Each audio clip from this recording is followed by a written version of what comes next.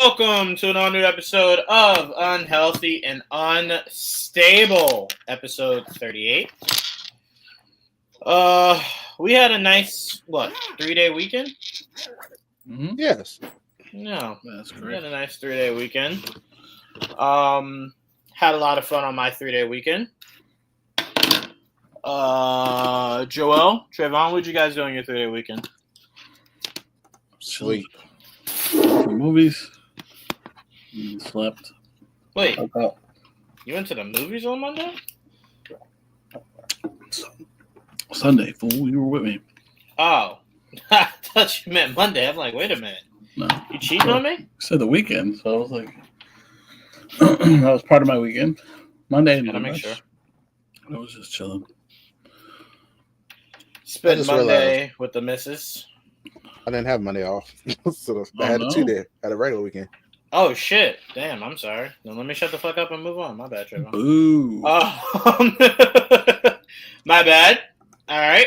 We had a good weekend. As you guys know, this was Captain America weekend this past weekend. Yes, it was. It was indeed. So we're going to start with Captain America.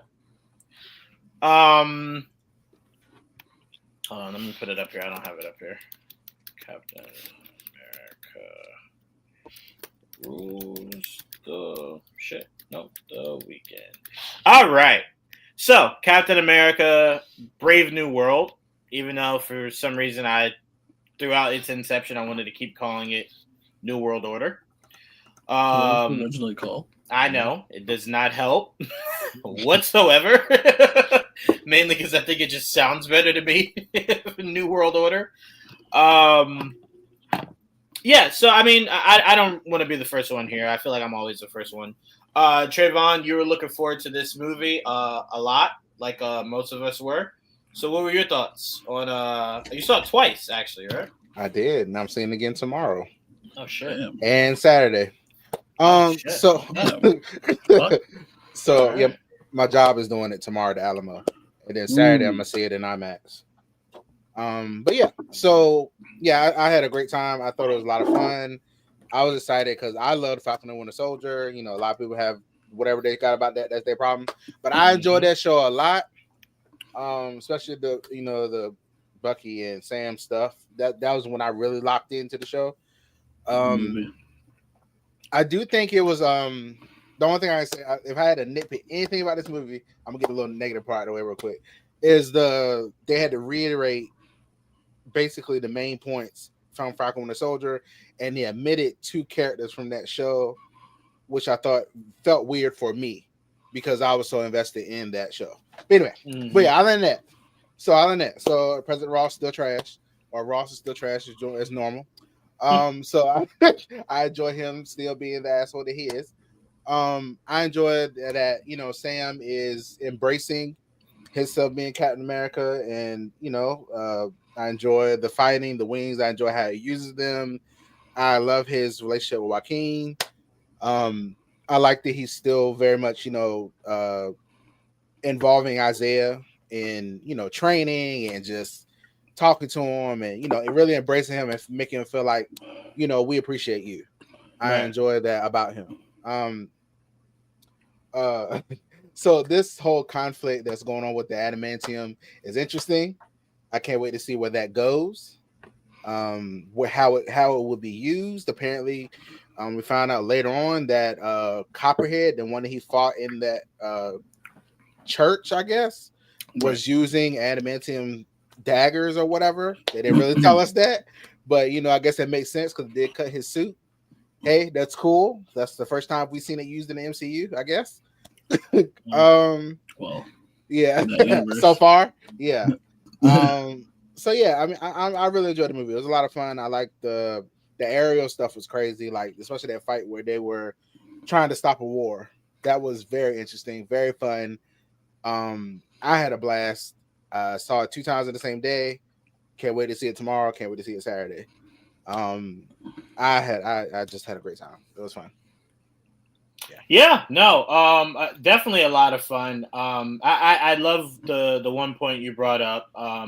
The director did speak on one of those characters saying that there was just not enough room. For me, I think it just goes back to the same issue I had with WandaVision heading into Multiverse of Madness. It's like one hand doesn't know what the other is doing. Because to me, it's kind of just like that kid didn't need to be introduced at all, right? Like at all. If you're saying he serves no purpose, I'm okay if you're saying he serves no purpose.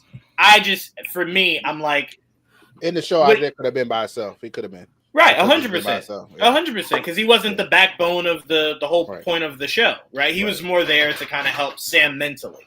Right. So for me, it's like, you know what it is? You know what it is, Trevon? I kind of feel like it's starting to somewhat become almost not fun to be a geek in some of these aspects, because you bring in characters that we know, right? That the geeks would know. And then you kind of go, right, and then you kind of go, oh, well, they don't really matter. And it's like, well, then he could have just been Jeff. Like, he could have been his grandson, Jeff, right? Like, don't connect dots and then look at us weird when we're like, okay, well, what are you going to do now? Well, nothing. Yeah. Right. So I'm with you there. I did have a big issue with that. But again, Julia said that there was no room, so I'll respect it. And it's not like he did Falcon and the Winter Soldier, so I can't be mad with him. What was I going to say? So I'll pass to Joel. I want to go last. I'll pass to Joel. Joel, we noticed something that's not being talked about because apparently people don't give a fuck. It was another little bit of a time jump. We talked about that when we watched it. We're like, we're in a new year. Yep. We're already in another year we just entered in Wakanda Forever. And now we're in a new year. So they keep progressing time, right? So hopefully when we get this new reality after Secret Wars, we're all in the same year. Like, you know, but what were your thoughts on the movie? Yeah, I enjoyed the movie overall. I mean, I really did. I thought I had a lot of good action sequences. That's why we're there for. I love the way he uses his wings, and we got to see the Wakandan wings and how they use them and how they work. And I like the new helmet, the high altitude helmet. But that was cool. I like how they show that there is a difference between what he wears and uses compared to Falcon. Right. Who has to actually put on his helmet. He kind of has Falcon's old gear. Right. Well, what year? Technically, if I'm correct, it should be 2027 by now. Because the movie, technically, if you watched it, starts with, what's his name? Ross getting elected. Yeah. And that's usually when? November-ish? October, November. Yeah, yep. So think about that. 5 months later will be 2027. So the movie should take place in 2027. And now, the stressful part about that is we are under yes, for Thunderbolts, yes. But we don't have any other inclination that any other property is in 2027 except for Thunderbolts and Captain America. Even though Thunderbolts could be a few months before or a few months after Captain America, we don't know. But it's safe to assume it's around the same time. Because of Bucky, it has to be after for me. For Bucky, it has to be after. At least that's how I would take it. Remember, he said he's running. He's not been elected yet. In Thunderbolts, he's already elected. Yeah, so that means it's after. That means Thunderbolts after this. I know. That's what I'm saying. This is around the same. It's not like it's wildly outside of where they same are. Year. Yeah, right. Same year. It takes place. Those are the only properties that we know are in the same year at the moment. Right. And we know there's at least some connection between Cap and Thunderbolts because of that one thing, which obviously Bucky was a surprise. He showed up, which was nice. But if you think about it, it'd be the end of the year, though, right? If he got elected. If he got elected, end of 2026. Next November. Well, the next November, right? Because you said Ross is in 2027. I said Ross is in 26. Well, 26. I'm saying, but now we're in 2027. Right. The election doesn't come around again until. That's the thing. I don't know how unless it's a special election. That's the president. That's the. I don't. No, know it's well, hold on. That's true. If he was running, it takes midterms is 2 years after. This is congressman. I don't know how. Yeah, I don't know. It's 2 years after, unless it was a special election, like somebody died and they need a new congressman in New York. That could have happened. Yeah, it's possible. But again, I don't know. I don't know the whole story behind Bucky's election or how he got his seat or his whatever. Because I know they mentioned that he's a congressman during the trailer. They mentioned it. So as far as we know, it's the same year. Maybe it is a bigger jump. I don't know. We'll find out. I've just concluded that it should be 2027 because in the last thing we saw that should have been in 2026 was Secret Invasion, which had a president. And obviously how that ended, and so a couple months later, it looks like he got replaced. So very much so. Blah blah blah. Anyway, the movie itself, I had a good time with. I actually, and after watching it now twice, I've seen it twice now, but the leader's look didn't bother me as much as I thought it would, considering how accurate they were planning on making it. So I think it's more frustrated at the fact that he was going to look like accurate, and they decided to go completely opposite. But it didn't bother me. Now, if they kept the goatee, it would have been better. If they just kept the goatee, and I think it would have been cool. I wouldn't have complained. But they did what they did, and he is who he is. But I thought he did a good job in his role. I thought there was that's funny. Literally after the movie ended, I was going to explain something to Juwaan that I never got out. But there's another character they introduced in this that I didn't even realize was that character. I only noticed it because his name reminded me of another character that they almost a similar situation. So I don't know if you remember the character Dunphy in the cap, like the soldier. Damn it. My shit just fucking completely crashed. Hold on. I didn't do anything. It just I'm gonna go away now. The soldier, Dumpy, that has the heart attack from the leader. Okay. That guy. You talking about Incredible Hulk stuff? No, motherfucker, I'm talking about Captain America. Oh. Yes. The heart attack. I don't know. Yeah, the heart attack. He's talking about the soldier that was getting Cap the information. Yes. That. Oh. Okay. Yeah. Remember he got the call, then he went to go take the call to call Cap, and when he go, D-Man. Yeah, he's D-Man. Like the whole time that in the comics he becomes D-Man. We have no idea who Ross's VP. But what's funny about that on purpose, though, by the way. Yeah, we have no idea who Ross's VP is at the moment. But what I think what the funny connection is, his name is Dennis Dumpy. I didn't even know his name was Dennis Dumpy. I don't know who D-Man is. Well, D-Man, if you look him up, he's just like he kind of looks like a mixture of like Daredevil in the yellow suit and Wolverine's mask. That's what he wears. It's like the yellow red suit and Wolverine's mask. That's kind of how he dresses, and they call him his Demolition Man. That's his full name. They shorten it to D-Man a lot of the time. And he gets his powers from the Power Broker.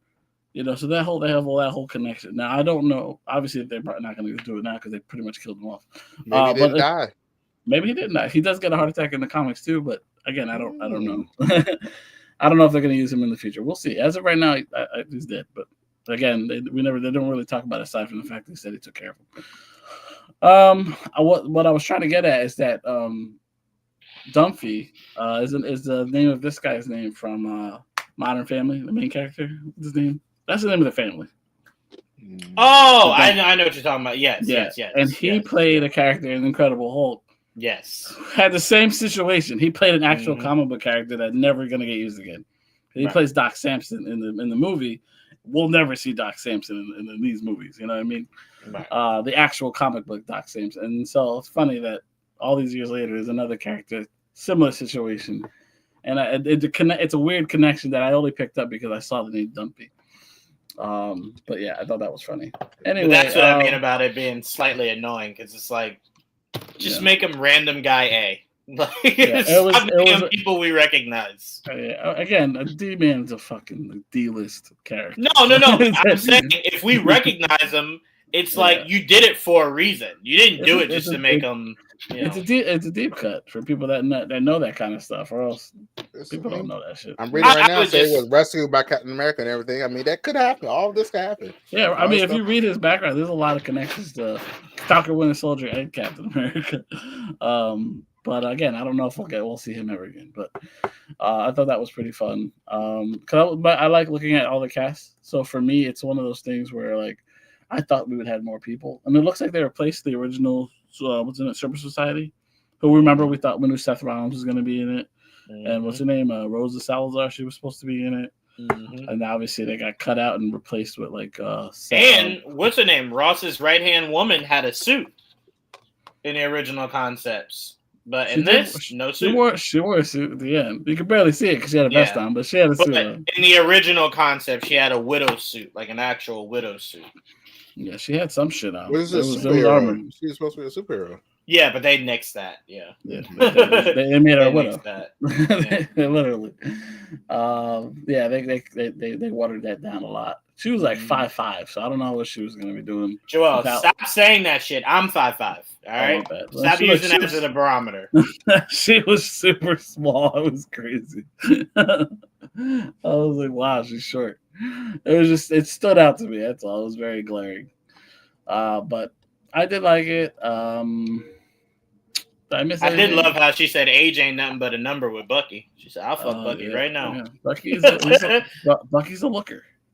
He gets them hoes. You know what I mean? Like, he does without even trying. Yeah.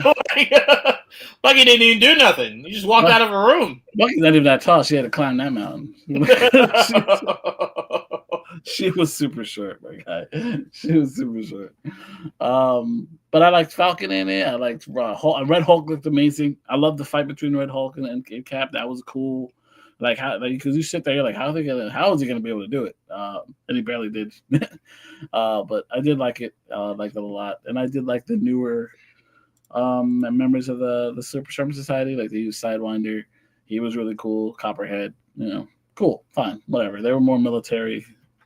Then I don't know what other one. That looks like whatever they were going to do before was a lot more colorful. Mm-hmm. So I don't know, but whatever. Overall, I think I enjoyed the movie a lot, and hope to see another one. I wouldn't a new trilogy for Cap. I wouldn't be against that. I'm pretty. That's why I want to go last. I pretty much mirror everything the guys said. My issues with it were more fundamental. I don't want another political drama for the next Cap movie. You just got to go in a different direction. Kind of feel like now that you passed the mantle, it shouldn't feel like it's the same mantle we just had. Just find something else to give Sam something else to do. It's just all I'm asking. I beg you. I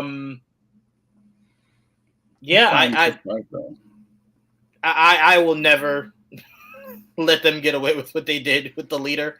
I will never accept that shit. Especially what they did with the leader is almost like what they did with Sonic, but if they just said, you know what, we're just gonna keep it. Fuck it. We're just gonna keep it. It was the opposite. They had the right look and decided to change it. We'll go backwards. No, but I'm saying we saw glimpses of what the fact that the leader could look like this. We just thought there's no fucking way. Because when we saw the actual, that's what I mean. We're like, okay, they're gonna go that was way. When they did the changes. That's what they changed him to. Yeah, he was supposed to look more comic accurate, and they went with bubble. You know what it was? Head. I think originally the original concept was to make this movie as comic accurate and colorful as possible, and then someone said, no.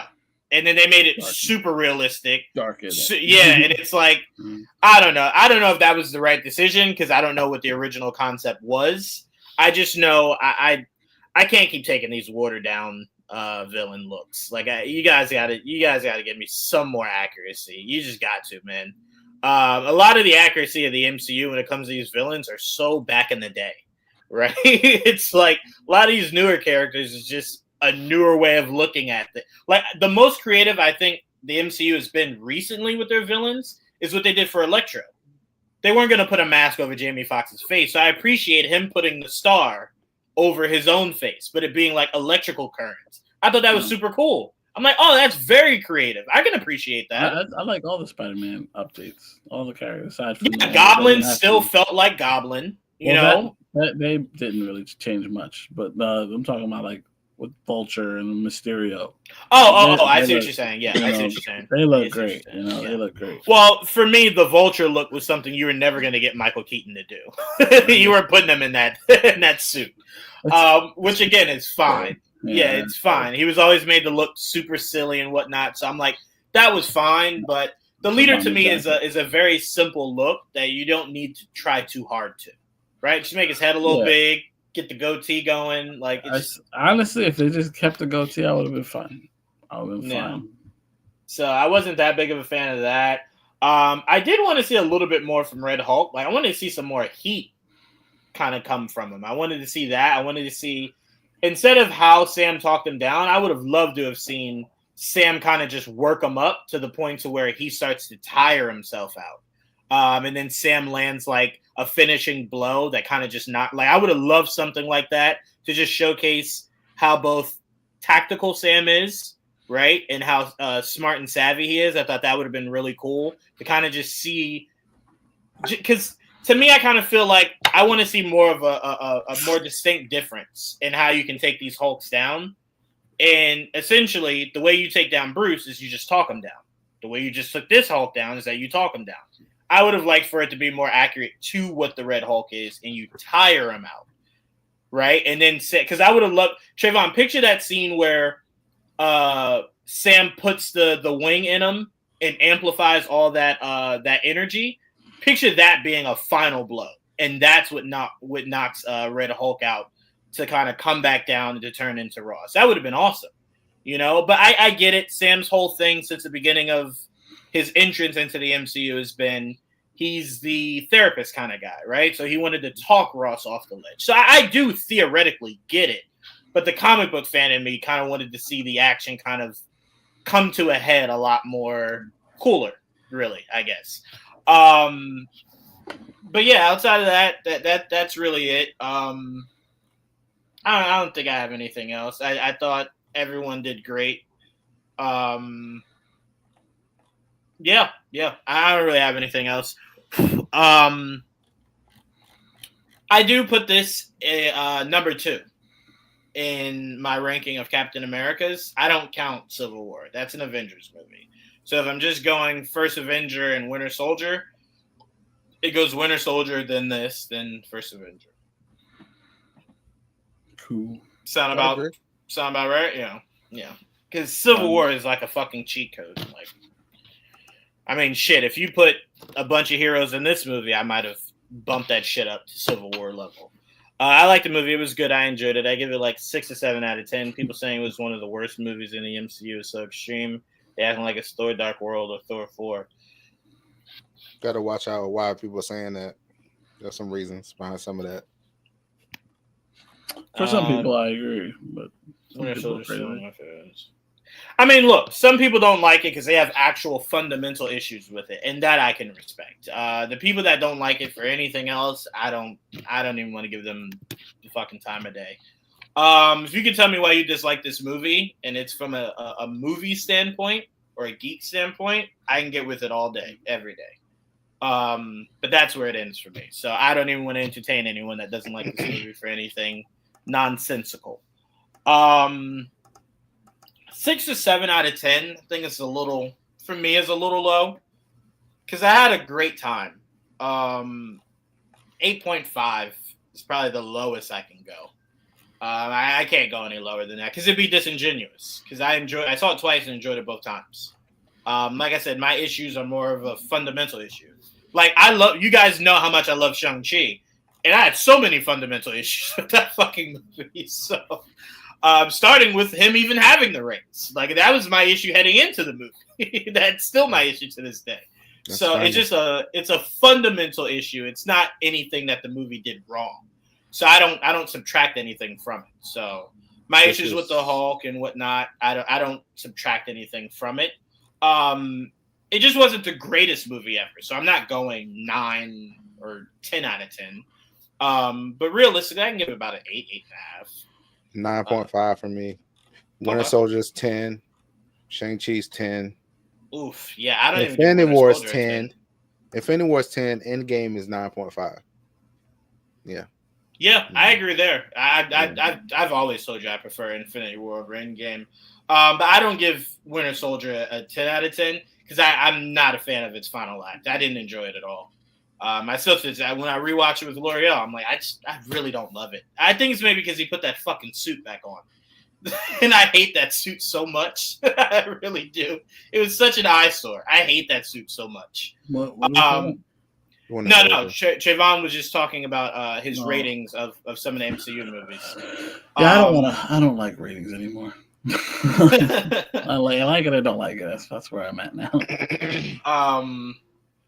Yeah, but it's doing its job financially. I mean, Trevon's gonna boost the shit out of it apparently this week. But it's doing good. I mean, it was on track to make around the same thing I think First Avenger and Winter Soldier made. So, I see people talking money, and I'm like, it's doing good. So, it's right around the ballpark that the movie you guys claim is the greatest movie in MCU history made. So, and you could argue that probably had more star power in Winter Soldier. So, what does that tell you? Apparently, this movie did something right. So, just putting that out there. Seeming like the MCU is not dead, huh? I mean, we've been trying to tell people that. I don't know. I mean, it's okay to not like movies, and that's where I think people are starting to get confused. Is that I don't know of any artist, I don't know of any movie, any TV show, anything that is just perfect all the way through. I just don't know of anything.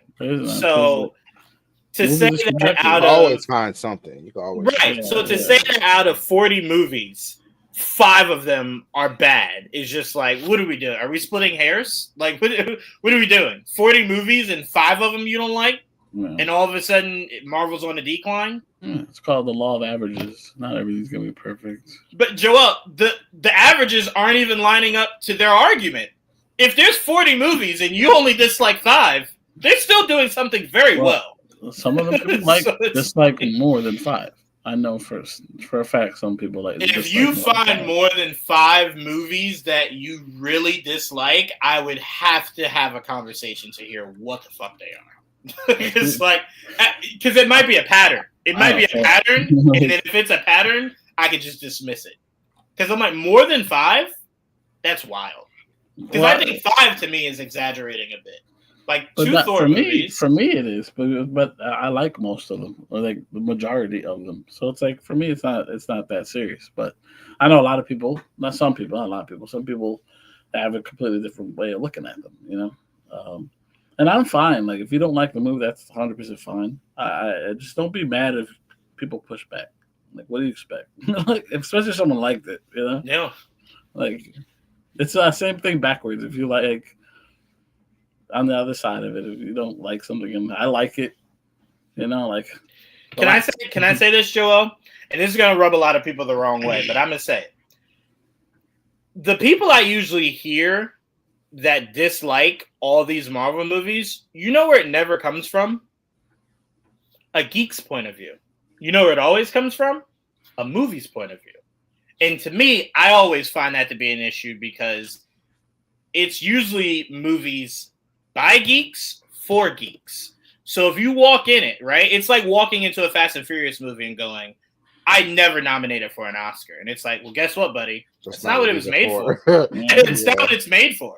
So when you go into it, you tell me you don't like the third act because the drama didn't hit. And it's like, nigga, you know a guy turned into the fucking Red Hulk, right? Like, I don't really think they give a fuck about your theatrical issues in this movie, right? I think they're wondering, will it attract people or entertain people?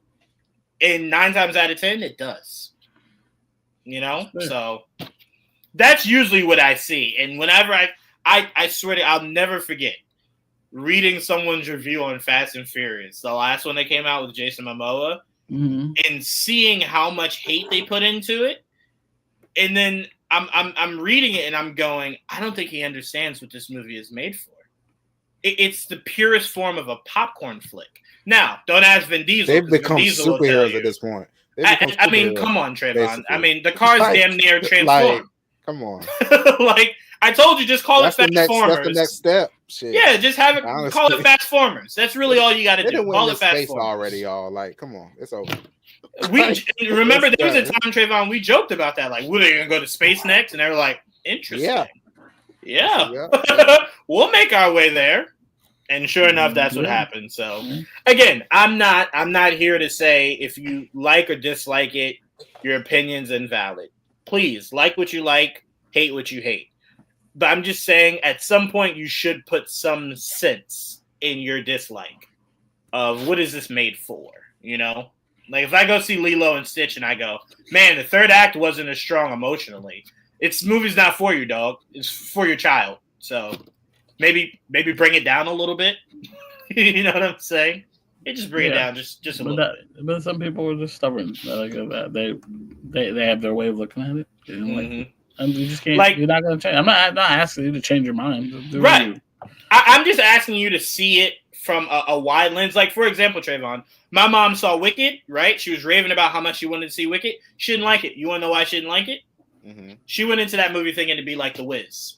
Don't know who the fuck told her that, but she went into it thinking it'd be more like The Wiz, right? It wasn't. She didn't like it. But you see how that's her problem, not the movies? Mm-hmm. That's the problem I think a lot of people go into, right? It's like you have your own mindset, and it's not the movie's fault that it didn't meet your standards.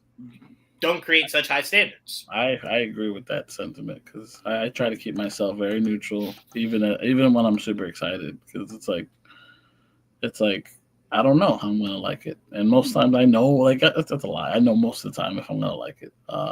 Very rarely do I walk out of some of these movies and dislike what I watched. You know what I mean? I know I like what I like, and I will die on that hill because I remember coming out of that last Fast and Furious telling Joel it was a masterpiece, and Joel going, "I don't know what the fuck you're on."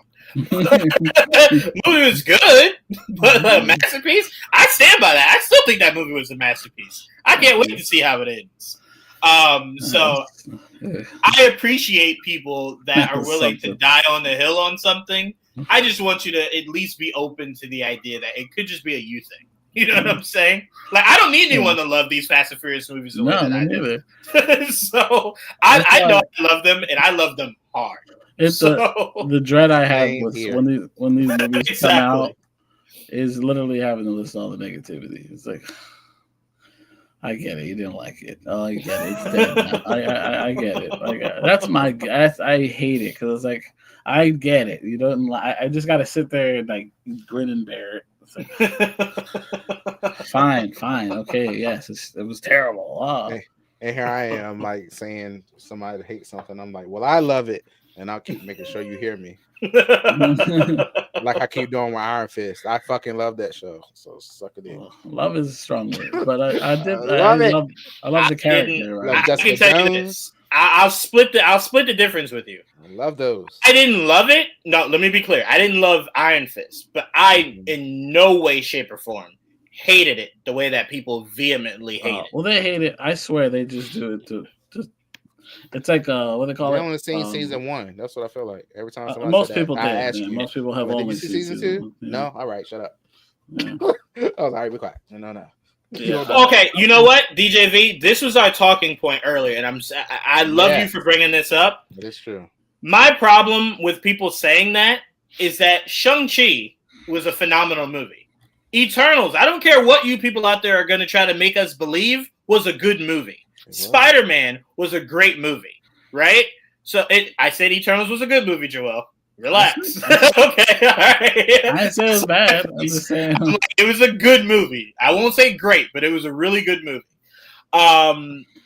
So for me, you have to stop making the bar Infinity War. Because you people love the first Avengers, and that shit ain't nowhere near Infinity War Endgame. No. I don't see y'all going backwards and shit on those movies. I don't even like the first Avengers. Wow. It's to me the costumes are the biggest issue for me in the first. Avengers. Juwaan, I'm doing a PowerPoint. Well, I'm doing it for myself. At this point, for myself. For now, it's for yourself. But you'll show Kevin one day. I'll show you guys if you want. But I've been doing a page to screen type of comparison. And I'm like, as much as bad as I think Dark World is, and I think it's my least favorite Marvel movie, those costumes are so much better than all the Thor movies I've seen so far. Aside from obviously certain costumes between the Ragnarok and Thor Love and Thunder. But the Dark World costumes look way better than the first Thor movie and the Vendors. Like it's just he looks so much better in Dark World. It's insane. Like how if you compare the two, it's like, yeah, he looks. That's like a fully formed. This is Thor. You know what I mean? Like I was to break that down one day because for me, I think the best costume design or the best comic accurate costumes I've ever seen in the MCU would probably have to go to Eternals. They did a really great job of not going exactly like costumes. I love them because to me, I'm like, you found a healthy balance, right? You didn't do exactly what the comic did, but you made it as bright as the comic did. And I appreciate it. They were colorful, but they were I appreciate the most blandest looking costumes. Their actual costumes are fucking bland. They're not some shit to behold. But you could have gotten closer to what they were in the comics, and they just kind of just gave you basic ass suits. It was like that was my biggest issue was I didn't like their costumes. I kind of feel like the comic ones are very bland, so I'm like, I don't know how much life you can really give that shit. For the most part, are just ugly. They're not bland. These were just boring. That's what my thing is. Huh? But not ugly. They're ugly enough. If you're boring, you're ugly. It's fucking Joel. Let me see what DJV says here before we move on. We're going to talk about that, Trevon. Why do you like Iron Fist? I don't hate it. It was but why do you love it, though? Well, before Trevon answers... Because everybody hates it. Well, before Trevon goes, I will say I enjoyed it thoroughly. I haven't enjoyed the first season. My only issue is, again, a fighting character, the choreography should not be that bad. And his costume is the easiest costume you could possibly do, and you just refuse to do it. That is my only issue with that. That was all the shows, though. No, it's not. No, Luke Cage's costume is a yellow shirt and jeans. He had yellow shirt and jeans. Jessica Jones' costume is a fucking scarf, a jacket, jeans. She fucking had that. Daredevil's costume is at least a variation of a mask and a suit, and he had that. Iron Fist is just a scarf on his face, and they couldn't even give me that. I hate it. They did it for like a minute, and they did one other minute with someone else's face. Right, it's the easiest thing to do, and they refuse to do it. Trevon, I will not let you sit here and act like they were not comic book accurate for everyone else, except for possibly one of the easiest ones to do. It's pajamas. And then a scarf over your face with eye holes. I would have accepted no pajamas. That's fine. I'm literally on the last episode of season 2 right now as we speak, as I'm watching them all. I'm going through the Netflix shows. That is my biggest issue with season 2 is that you set it up for him to wear a disguise in the beginning of that show. Mm-hmm. And he just never ever leaned into that mask ever. And you have a flashback to them fighting with it. I'm like, cool. And at one point he finds it. What's his name? Tavros or some shit. Davos. Davos. He wears the mask when he first uses the fist. When he first gets it, looks cool in it. Takes it off. Never see that fucker again. I'm like.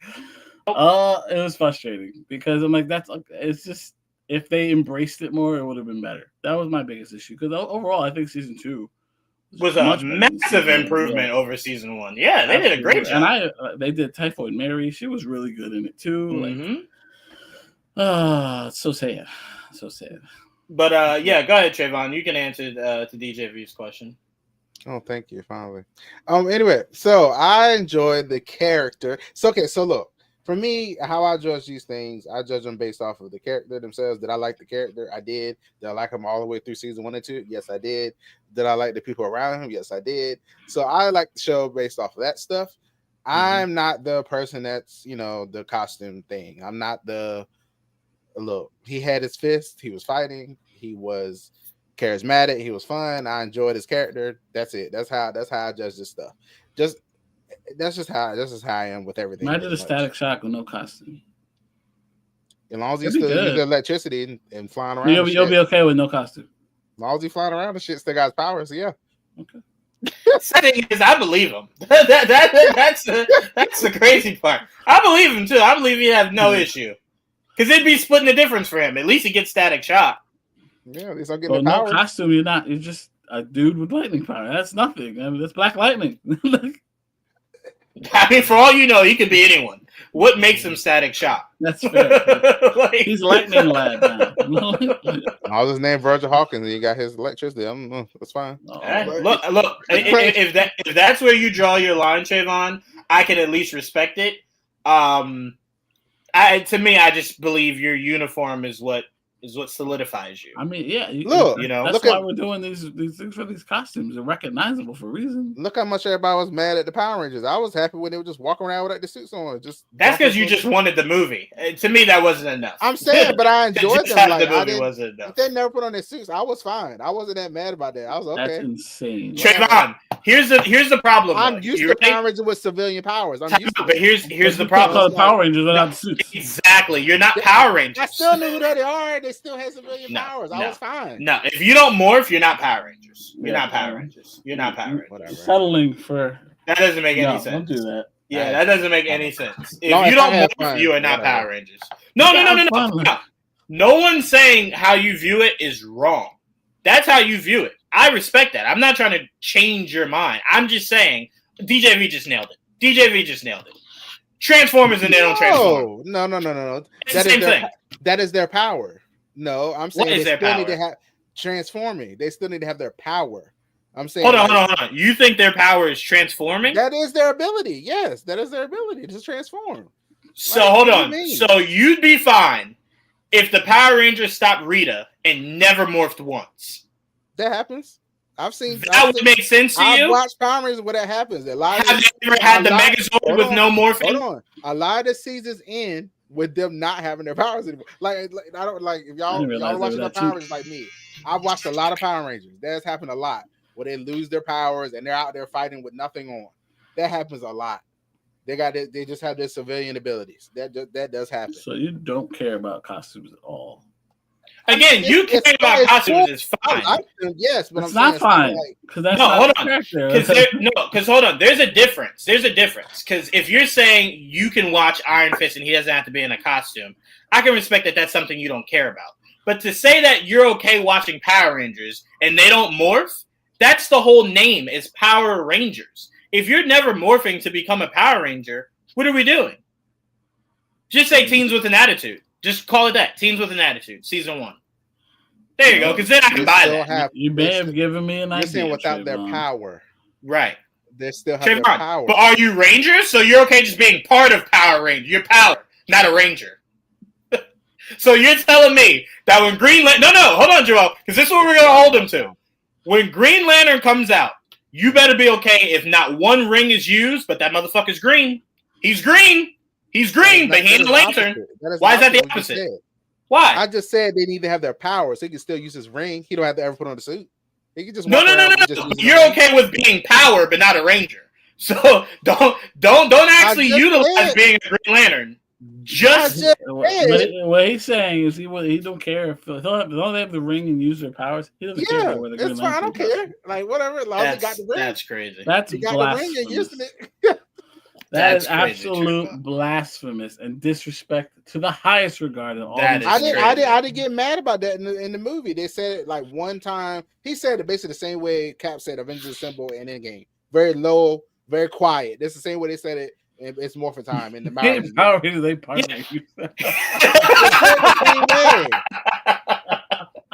The Earth's protectors. Y'all know what I mean. No Power Rangers. No, we know what you mean. I'm just saying for me, I believe that's what completes it. Right? That's why if you notice in most of these superhero origin films, their suits is like you have to earn it, right? Because it means something. It's what defines you. It's what people look at. Right. Without it, it's like, nigga, you're just Tony. It's what Kate said to Clint. It's branding. It's branding, right? And you need it. And Clint even understood that. Clint said, "You know what? Fuck it. You're right. That's what I've been doing wrong. Whatever." Well, you're naming. You just named Hawkeye and Iron Man. They literally don't have powers. So, yes, but I'm saying if Iron Man never has a suit, is he Iron Man still? You know, I only care about people with powers, right? No. That was not the question that was asked. If Iron Man never is in his suit, is he still Iron Man? I mean, he's not. Because remember, his ability is his genius. So he's still smart in or out of the suit. But is he still Iron Man? I mean, that's your favorite, not mine. So I don't know. I love how you just want to answer the question. I don't care about Iron Man like that. Like, it's not a care thing, Trevon. It's a doesn't make sense. I'm excited for him to have magic and electric powers. How about that? Ooh. All right. Okay. Look. If that's your thing, No problem. That just breaks my heart that you feel that way. That you could watch a full season of Power Rangers and not one fucking morph. That is sometimes the 3 that episodes is at the beginning crazy. ain't got no suit yet. They just fighting around. Look, I've seen Yes, but I can at least Power buy that because it's a season long. So if the first 3 episodes is you earning the ability to become Power Rangers, that's fine. But in a movie called Power Rangers, you can't morph in the last 5 minutes of the movie. Well, that's what they did in the movie. That's why everybody's so mad about. What? Did you get a sequel? Of course we did. Everybody there you go. Maybe if you morphed in the first 10 minutes, we got to see more Power Rangers in a Power Rangers movie. It would have been well liked. Imagine Marvel Rivals with just regular people. There's no costumes. A lot of them suits are like that. Look at the wedding ones they just gave Reed and Sue. Yeah, but that's a variant you could choose. That's a variant you could choose. That's not their primal suits. Like that's not the suits you're getting when they first get them. Aside from Wolverine, he's only not in street clothes for some reason. Right, but again, Wolverine has fought in street clothes. He's not always in costume. Of course, but they did that because of the hair thing. Right. You don't want to cover that shit up. Well, because he has the slick back hair, and then when he gets super rages out, he gets the classic pointy hair.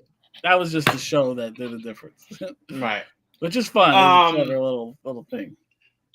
We do actually have speaking of this whole Iron Fist, Luke Cage.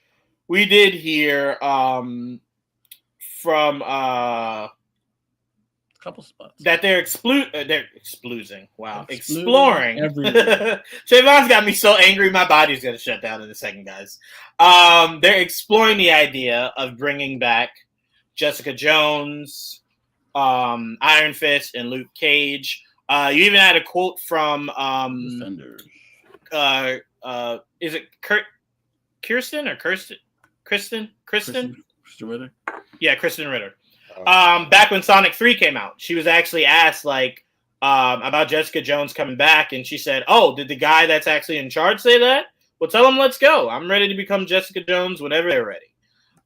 So she's still in it, for 3-4 years, which is great because there was rumors about 5-6 years ago that she wouldn't come back no matter what the money was.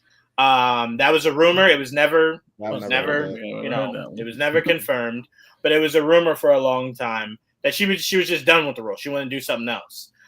She's had plenty of time to do everything else. so now she can loop back.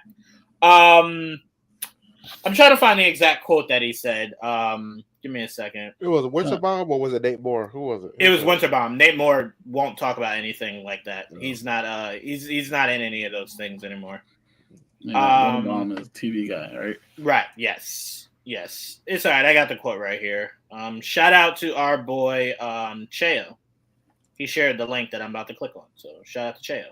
Cheo also did the Luke Cage shows for those who don't know. Yes. What website? This Deadline. In a new interview, Winterbomb said Marvel is exploring bringing back Kristen Ritter's Jessica Jones, Mike Coulter's Luke Cage, and Finn Jones' Iron Fist. That's very important. He was specific to the actual actors of the characters, not just the characters returning. He says, and I quote, "I can't say much, but I'll tell you that it's so exciting to be able to play in that sandbox. Obviously, we don't have the unlimited storytelling resources like a comic book. If you can draw it, you can do it." He continued, "It's dealing with actors and time and the massive scale of production in order to build a cinematic universe, especially on television. But I can just say that all those variables taken into account, it is certainly something that is creatively extremely exciting and that we are very much exploring." There you go. So that is his quote. So it looks like Daredevil is your back door. Once the ratings come in for that, it will justify them possibly doing everyone else. That's really how I see it. Now, I'm going to say the cynical thing that I said to y'all earlier. Okay. I'm just going to say it.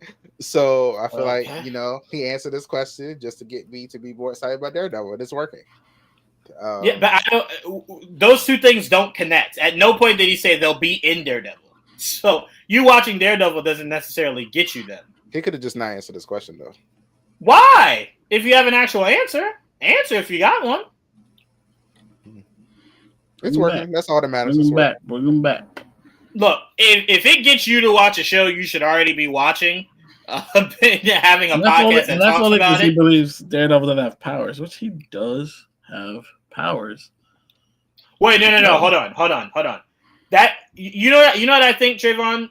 I think sometimes you look at abilities and don't see them as power. Is that what it is? What? Probably what it is. Is that what it is? Do you not view abilities the same as Daredevil power? absolutely has powers. This is heightened senses. Yeah, he has abilities. So if you love everything powers, what is your disinterest in Daredevil? I just didn't enjoy him like y'all did. He was okay. Don't worry about us. What was I just think Daredevil was okay. I enjoyed Iron Fist and Jessica Jones more than the other two. No, hold on, because you're making two separate arguments. Again, you keep comparing. Stop comparing. Did you like Daredevil? That's what Daredevil? I'm gonna do with the Defenders. No. Did you like Daredevil? He was okay. Okay, because here's the thing. I love Daredevil more than any of the other shows, but I still love the other shows. You're not even saying you like Daredevil. You're saying you like other shows over Daredevil. He's cool. He's cool. So can you just say you didn't like the show? He's a conduit for me to get some other ones. That's all. That's fine. Can you just say you did not like the show? Can you just say that? The show was fine. Not gonna say I hated it. The show was fine. I'm not asking you to say hate. Look how you keep creating. I love what Punisher was in there. So you like Punisher but not Daredevil? Why won't you just say it, Joel? What am I missing here? Trevon knows blind people. Let's get it out there right now. I mean, that's what it's sounding like. He's the only handicap here, and you're hating on it. So they just handed it over. Too much hetero stuff on that show. So is it with Jessica Jones, Iron Fist, and Luke Cage? What are we talking about? Just say you don't like Daredevil. Why are we lying? That's like, what is happening? They're all hetero. Like, I don't understand what we're talking about here. There's no gay stuff in any of those shows. What are we talking about? There should be. That's now different. there should be. Bruh, I swear, man, he's gonna make me call my therapist after this episode. I swear to God. I'm starting to become so triggered. Anyway. There was a farmer job there, Jessica Jones as well. Yes, that is another thing. That helps, right? I guess. It did. Okay. I don't know what that has anything to do with Jessica Jones. Anyway, that so are we excited that it seems like this is possibly a lot closer than it seemed before? That we could be getting our Defenders. I don't even know if they're going to keep the name, but I don't know. Characters. Yeah, I have no idea if they'll keep the name of Defenders. But look, I am.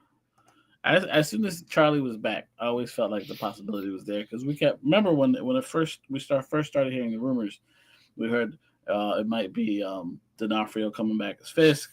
Mm-hmm. We started hearing that Christian Ritter might come back as Jessica Jones. Mm-hmm. Then we heard about Bernthal and the Punisher. So like once that started happening, like to me, there was always a chance. Hey, it's Jaime. Jaime. Oh, in Spanish now. Yeah, a little bit. Is that a problem? Hold on. No. Another I guess Daredevil lover is here. Say that again. Another Daredevil lover is here. So why does it say like it's a hate group? Like she likes sexy men. Like, don't you like sexy men? She likes sexy men. That's the same thing. Mm-hmm. Yeah, I found that interesting. That Trevon didn't like Daredevil, or that there's sexy men in that show? I mean, yes. That's a good answer. What is happening this episode, bro? This is crazy. This is the no questions answered episode. Goodness gracious. Where was I? Anyway, I always felt like there was a chance that they would come back at some point when we started hearing shit like that. But then we heard that there might be like a reboot, so it might not be what we thought. So they might, it'll be just the main or whoever they feel like bringing back, whatever. And once they made it official that the Netflix shows were like official canon, I was like, yeah, all hands on deck. There's a very good chance they'll be back. So this is news, but it's also like it's just reconfirming what I already thought, in my opinion. Cool. Anybody else want to take a shot at this? Jamie, how do you feel? You just got back. Can you restate the? The Defenders are possibly returning, aside from Charlie Cox and John Bernthal. Like Iron Fist, Jessica Jones, Luke Cage. I'm open to it. I actually did not watch the Defenders show. I've seen What? Daredevil. I've seen the good parts of Luke Cage, and not the Spiral. How could you tell what's Um, good and bad unless you watch it? I knew it was turning, and that's when I was like, okay, I want to preserve my memory of this show. So I stopped. I can't remember what season it was. I think it was Okay. after 2. Oh, that's my cookie. There's only 2 seasons. Alexa, Whenever, stop. whenever Cottonmouth died, that's when the show. Never mind. I feel like there was another good season after that, but then after that, I was like, There's only 2 seasons, so you can't go farther than that. there's only 2. Yeah. Okay, I don't know. I need to look and see what the episode count was then. But It's in any 13. case, I think it was 13. Only one I got shafted was Iron Fist in the season 2, which is I think 10. I haven't seen Iron Fist, but that's also because I haven't heard great things. Doesn't mean that it's a bad Why show. don't you respect but Trayvon's opinion? That's fucked up. Right, Trayvon? I respect your opinion. I'm not saying it's bad. I'm just saying I haven't seen it. So I've seen Daredevil, Jessica Jones, and Luke Cage, and I do like the dynamic between Luke Cage and Jessica Jones. I'm curious how Charlie Cox can kind of come in the mix there. I feel like it could be a love triangle, and I'm kind of here for that. I don't know how Iron Fist comes into that. You gotta watch the But Defenders. I'm here for it. I'm ready to see what they have.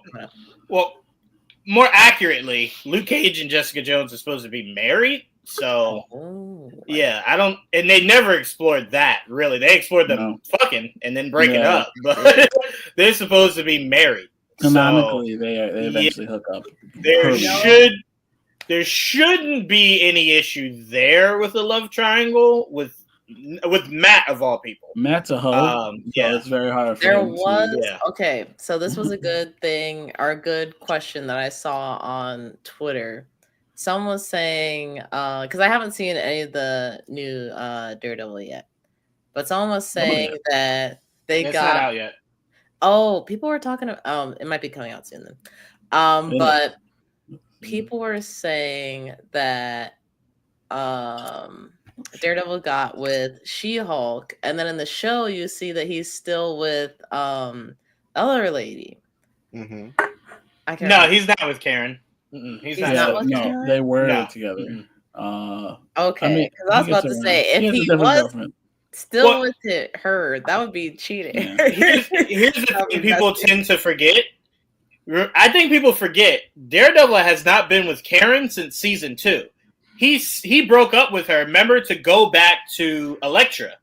And then when Elektra died, they kind of just realized they're better off as friends. And then at the end of Defenders, again, spoiler alert for you if you want to cover your ears, Jamie, Matt disappears. So they don't see Matt for a long time. So there was nothing rekindled there in season 3 of Daredevil between Karen and Matt. So Matt was free to just fuck whoever he wanted to after that. He had been broken up with Karen. He went to Elektra. That was the love of his life. That will always be the love of his life. I do like that Winterbaum did hint at the idea of possibly bringing back Elektra in the hand, because that is his North Star. Just like Batman sleeps around but always finds his way back to Catwoman, that is usually Matt with Elektra. So that's his North Star. So Matt right now is in his hoe phase, but if they bring Elektra back, he'll probably find his way right back to her arms. That's usually how it goes for Daredevil. But no, he was not cheating. Matt doesn't do that. Matt is a respectful hoe. He hoes when he's single. In the Marvel universe cheat though? I feel like I haven't really heard any cheating things. Stark, 100% Stark would cheat. 100%. When did he cheat on Pepper? No. I said he would cheat. I didn't say he did. I said he would. In the comics, they're not it's not like that in the comics. No, they're not married. They don't have a kid. He is a bachelor to the bachelor's end. Wow. Yep, he smashes till he can't smash no more. It was Pepper and Happy that got together in the comics. Yes. Oh. Yep. Interesting. Which was a fine change in the MCU. I was completely fine with it. No biggie there. I was a little I like Bachelor Stark, but whatever, fine.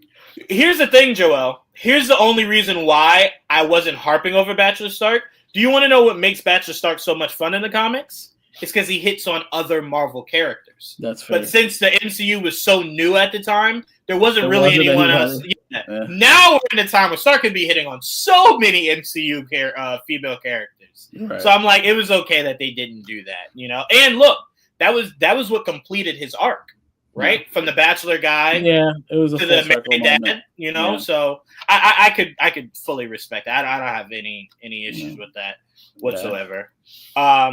But yeah, I am with you. The best Stark is hitting on all the women in the Marvel comics. Yeah. That is the best Stark.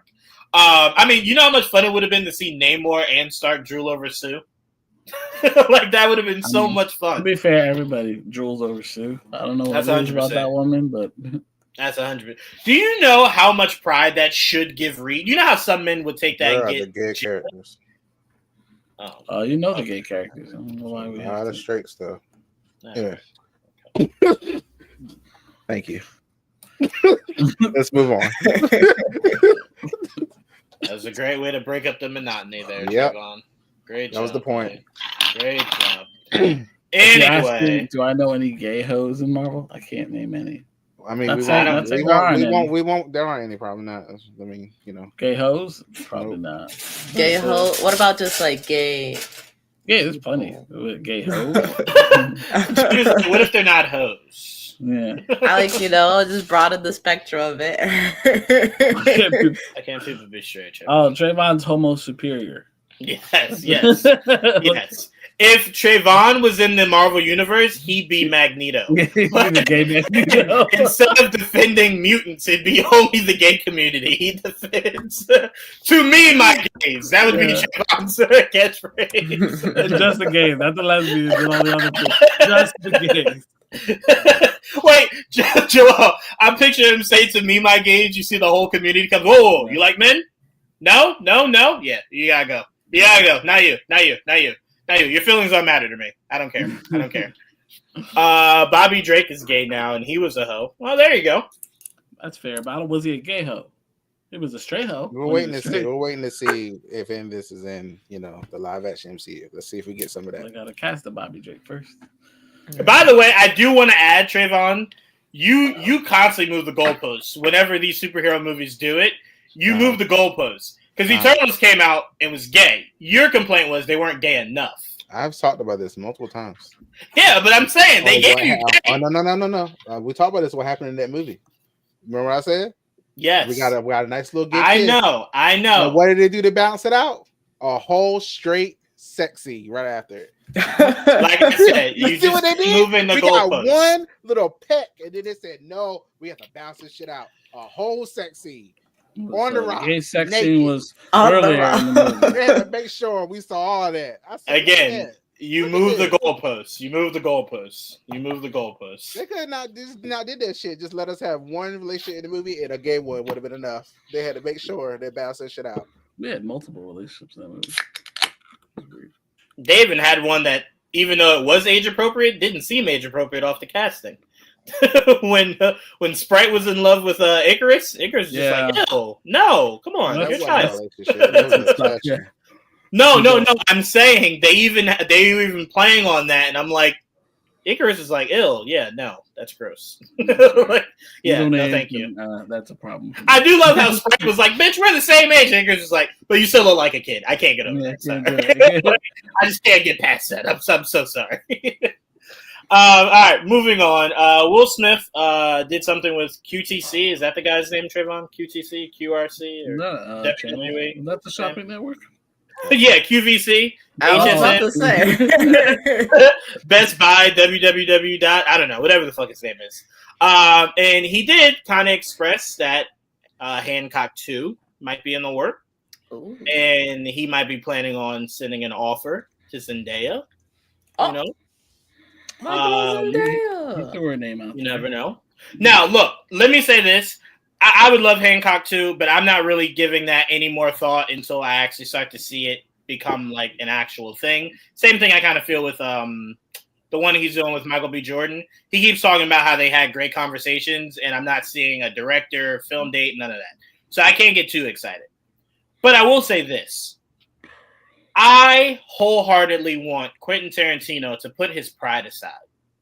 And I would love for him to give us 2 more movies and let one of them be a revenge film around Kill Bill. Let Zendaya be Vivica A. Fox's daughter coming back for revenge like she promised her. I would love that. That movie would make so much money. I don't know why Quentin Tarantino is so afraid. Zendaya herself has even come out and said she would love the opportunity to do that. Vivica said that would be a true honor. I don't know what's holding this shit up, Quentin. Get it done, dog. Put your pride aside. All right? Get this shit done. That's what I had to say, because this Hancock 2 news isn't really news till something actually official happens. But, Jamie, I'll start with you. Would you be excited for a Hancock 2 sequel? I would, actually. I saw Hancock a couple of times, kind of, sort of. It's another one of those movies where it's like I saw it in passing. I'm trying to think, when did it come out? Because I felt like I was really small. I felt like I was very young when it came out. But I did enjoy what I saw and thought it was interesting. So I'd be down to watch a sequel. I would definitely go back and rewatch the original just to make sure I'm like, I know what I'm walking into. But I'd be down to see that. And give us another damn Kill Bill. Let's do that. I like that idea. Yeah, look, it's one of the it's what made Quentin Tarantino my all-time favorite director. My dad showed me that movie when I was very young, and that's what made me fall in love with the idea of filmmaking and what goes into it. I love that movie. It has a special place in my heart. I was like in 7th or 8th grade when I saw Hancock. All right, hold on. Y'all are starting to make me feel old. Why do I feel like I was in high school when this shit came out? I was like either 8 or 9. I was 8 or 9 when Hancock came out. 2008? 2008. It came out in 2008? Oh, okay, all right. Yeah, okay. I was in high school. No, I was in middle school. I was in in elementary school. No, see, I'm fine, DJV, with, like, let me be very clear. I don't want Kill Bill 3. That's not what I want. I want you to make a spin-off of Kill Bill being you can't still kill Bill. Bill's been dead. But I want it to revolve around Zendaya's character, who would be Vivica A. Fox's character's daughter from that infamous fight scene in the kitchen. Remember, the bride goes to her daughter and says, hey, if when you grow up, you still got a problem and a beef with me, you know how to find me. That's the conversation that was had, and I would love for that to pay off. So Uma Thurman would be in the movie, but it would not be called Kill Bill. Maybe you call it Kill Bride. Maybe that's what you call it. Kill the Bride. Kill the Bride, right? I would love that, and I think Quentin and Zendaya would make magic together. Because I swear to God, it's been how many years since that first Kill Bill came out, and I still think that's Vivica A. Fox's best performance. To this date, I still think that movie was one of her best performances ever. Right. Kill Mama. 2003. Two can play that game. It's knocking. No, that was fun. Okay, look. This is not me. This is not me debating with you. I'll give you that if that's what you're going with. But I thought she was phenomenal in that, and I didn't even expect her to be as good as she was. It was a small role. Joel, would you be interested in this at all, or are you kind of, not really that interested in the sequel to Hancock? I would be interested in the sequel. I liked Hancock. I did. I enjoyed the first movie. I wanted to see more in general of the universe. I wanted them to expand that universe. Like, what else is there? That would have been good, yeah. Yeah. But for us maybe to have seen their planet, that would have been cool. Or whatever the fuck they are. Yeah. We don't really know much. Yeah, I would have liked to have more details there, but never went anywhere, unfortunately. But he got a costume at the very end. Kind of looked like the fucking old X-Men costumes. You know what's funny? I know the conversation we just had about costumes, and I'm about to contradict myself. That's when it soured for me. I hated him in that costume. When he shaved and everything, I liked the deadbeat look that he had as Hancock. I loved that look. I thought it was such a great look. And then I hated it once he cleaned up and got in the suit. I was just like, It was really iconic. I do remember that very vividly from the movie, more than his, I guess, like, final super suit. Like, I vaguely remember it, but wasn't very long. Remember, his bum look is even the cover of the movie. It's like the poster. It's him with the bum look. So. That's a lot of the stuff people remember is him wearing that suit. So it's like right, because he only had the superhero suit to end the movie. Like it wasn't like a lot. They had him in it when he was learning how to do the superhero stuff, like be nice and shit like that. But right, yeah, never went further than that. But it would have been cool. I would open to it. Yeah. Trevon, you interested in all in the Hancock sequel? Absolutely. I love to see a sequel to that. Yeah, I would love that. Yeah, and I love it because it doesn't seem like it was that long ago that I'm not interested. Like, it still feels relatively fresh to me. That I'm still like, yeah, I want that. Yeah. If you can do it, Will, do it. But if not, stop talking about shit. Shut the fuck up. Shut the fuck up till you give us the movie you already promised us. That we're still fucking waiting on. I swear to God, I felt like you talked about that movie 3 years ago. What movie is that? What's the zombie movie? I Am Legend. He's supposed to be doing the sequel with Michael B. Jordan. I feel like I've been hearing rumors about that. No, Will Smith just talked about it. He said they had a great conversation and that they're moving forward with it. But I feel like he first said it like 2 years ago. It feels like. And it's just... Michael B. Jordan says a lot of things. So. I don't know if that's an attack on Michael B. Jordan. Is that what we're doing? There's another thing that he said he's supposed to be working on. I ain't seen nothing from it yet. So. No, that's not what he said. He was a producer on it. That was it, Trevon. He was a producer. Producers don't film movies usually, so they get them funded. They get them going though. We don't know that the movie wasn't funded. We have no idea what's holding that movie up. So Michael B. Jordan talks about it. We have no idea. So I don't know if I'm ready to put that at his feet. He's the only name that I know is attached to it, so I'm blaming him. What was that? Was the show that he did that on Netflix? Raising Dion or some shit like that? That was his Static Shock. No costume. There you go, Trevon. No powers. There you go. There you go. That was a kid. Yeah, it was a super suit. That was there you go. Yeah, that's the same shit. So the exact quote, Jamie, was Will Smith says, I Am Legend 2 is still in the works. Me and Michael B. Jordan have sat down for about a week and went through character stuff. The film is supposed to take place after the original film's alternate ending, where he didn't die. Because people are still asking, didn't he die in that movie? He did. Then they had an alternate ending, and now that alternate ending is the canonical ending. There we go. Problem solved. For the people still asking that question. Yeah. I don't know what y'all talking about. What he working? Oh, no. Michael B. Jordan said a few years ago. DJ Van, just think really hard. What do you think it might be? And you'll find it. If you know him well enough, as I think you do. And there you go. Take one good guess. One character I love above all. That's it. Even with no costume. Yep. He's just a lightning boy. All right, well, we're moving on. Great in the school on Black Lightning. He would have been great in the school. He didn't have a costume. It would have been cool to see him. Yeah, no costume.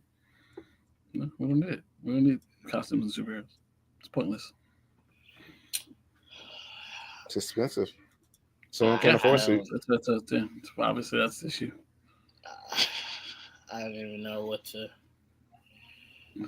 say. We're gonna move on from that. Wait, hold on. Spider-Man. DJV, you like Static above all more than Magic people? I'm surprised. I don't believe Trevon when he says that at all. I think it changes. I think because there's no one super powerful right now, that's where his pendulum is swinging. But the moment Sentry hits his screen, it'll be Sentry.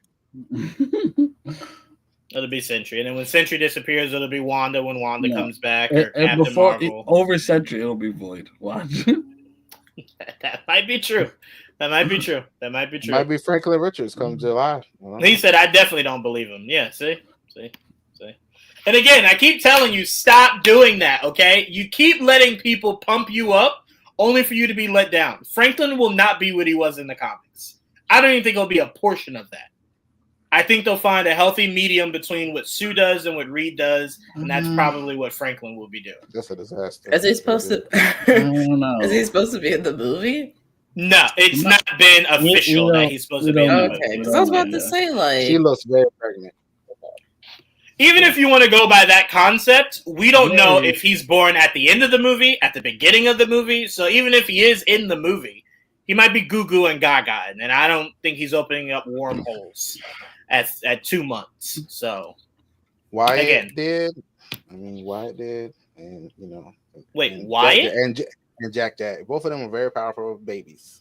So that's fine. I don't know if that That's necessarily fine. should be your. That's how compass? I'm going from it. Okay, that's how I'm looking at it. Okay. Okay, I'm just called saying. First step. Called first steps. I'm expecting some stuff. Yeah. You do know first steps could be a play on them going to space, right? I hear you. Okay. I'm just saying, if none of what you're saying comes true and you get upset about it, I want you to remember you worked yourself up. Like, that wasn't anything Marvel did. You worked yourself up. All right? That's fair. Franklin ain't gonna be Jack Jack. Yeah. I don't know why Trevon's comparing it to Jack Jack. That's OP shit that works in animation. Not really in live action. His powers aren't the same though either. No, of course Very not. true. No, I'm comparing. I'm talking about the ability to have those powers at a baby. That's what I'm saying. That's all I'm talking All about. right. Well, Okay. Franklin, we'll see. If they're gonna introduce Franklin, it won't be for nothing. So that's how I look at it. Right. Apparently, there were rumors that he would have a tie to Galactus. But again, We'll see, man. who knows? Yeah. Who knows? Mm-hmm. Who knows? All right. So we did get some information, like a couple hours ago, that apparently Daniel Craig has dropped out of the Sergeant Rock DC movie. It's so funny. And- He officially. It's not official that the movie Right. even exists, but he's already Right. dropped. You know what I mean? He dropped out of the unofficial the Sergeant Rock concept movie. that he could have been Yeah. in the movie. Yeah. He made sure that they knew, hey, don't put my name in the hat. But apparently, Jeremy Allen White is reportedly one of the names making the rounds to potentially star. Here for it. That's just a drastic difference, like an There age. is, Like, but so- you'll probably see some new stuff on that soon because Jeff Snyder just dropped or this newsletter is going to talk about that and how he might be out of their price range or whatever the fuck, or busy. And their price range is hilarious. I mean, he's going to be expensive. I wouldn't be surprised. Yeah, I but don't know. that'd be crazy as fuck. I don't know. If that's where you draw the line. Out of That's the my thing. price range? I don't know how much. I don't know how much they plan on spending on this movie. There's no way it's going to be that much. I can't imagine. I was about to say, you shouldn't spend that much on this goddamn movie. So for him to be out of your price range, my ring light was trying to kill me. Oh no! What are you saying like that? Because it literally I'm just talking and it was just like, I know. I thought somebody Like- threw something at him. I was like, oh No. shit! yeah, it just fuck me, right? Ring light? Okay, buddy. Yeah, so I mean, I there's nothing really for us to really dive deep into because again, we don't know how much of this is hodgepodge bagash or how much is legit. Unless you have a fan cast, who do you want to see as Sergeant Ron? Do you care? That's really the question. It's not that I don't care. It's that I don't know. I mean, because when you said Daniel Craig, I'm like, I don't really see it, but sure, I guess it's a He's name. a soldier, right? He's a soldier. Yeah, you saw in Creature Commandos. That guy. The guy that was Okay. leading GI Robot in the woods. Yeah, that's the same character. Yeah. Oh, interesting. Shocker. I mean, I Yep. thought we. This is No, not y'all know I don't be knowing people. I didn't know Okay. that. That's who that Sergeant was. news. Were you not on watching us when we talked about that? No. Wait, what was the Let's see question? how it be. No, sorry. Weren't you watching us when we talked about Creature Commandos? Oh, that's or no? hold on. I'm Which sure one I is it? was, but I only got Oh, so the much one space to be- the one with his shirt off. It's not off. It's low Okay. though. It's like a low Okay, cut. that Yeah. one. Okay. Yeah. Oh, you got a that crop top on? Yeah, Oh. his shirt open or whatever. Yeah, it's Okay, open, that's yeah. the one. That's the Oh. one. Yeah, he's like the deep leader. cut. He's the leader. He's the whatever they There's call there it. was a few of them dying around. That's all. Like, which one is Yeah. it? Okay. The one that talks. There was only like Okay. 3 or 4 that Okay. talk. The bigger Yeah. dude, I see. and there's the Native American dude. Okay. The main dude. That guy. Sorry, that's Sergeant Rock and the Easy Company. They'll probably. That's what the movie's about. Them. Right. Speaking of DC, showrunner Dean Lorey confirms the Creature Commando season 2 is being fast tracked There you by go. DC Studios. Quote, we are actively working on breaking the season, so it's definitely moving forward. I mean, it's like they put it on a fast track, and they seem to mean it. Sweet. So, cool. I mean, because I do always complain, animation should not take that goddamn long. Yeah. I mean, Apparently Invincible not. has been breaking the fucking mold in that. Invincible might be gone for another 6 years.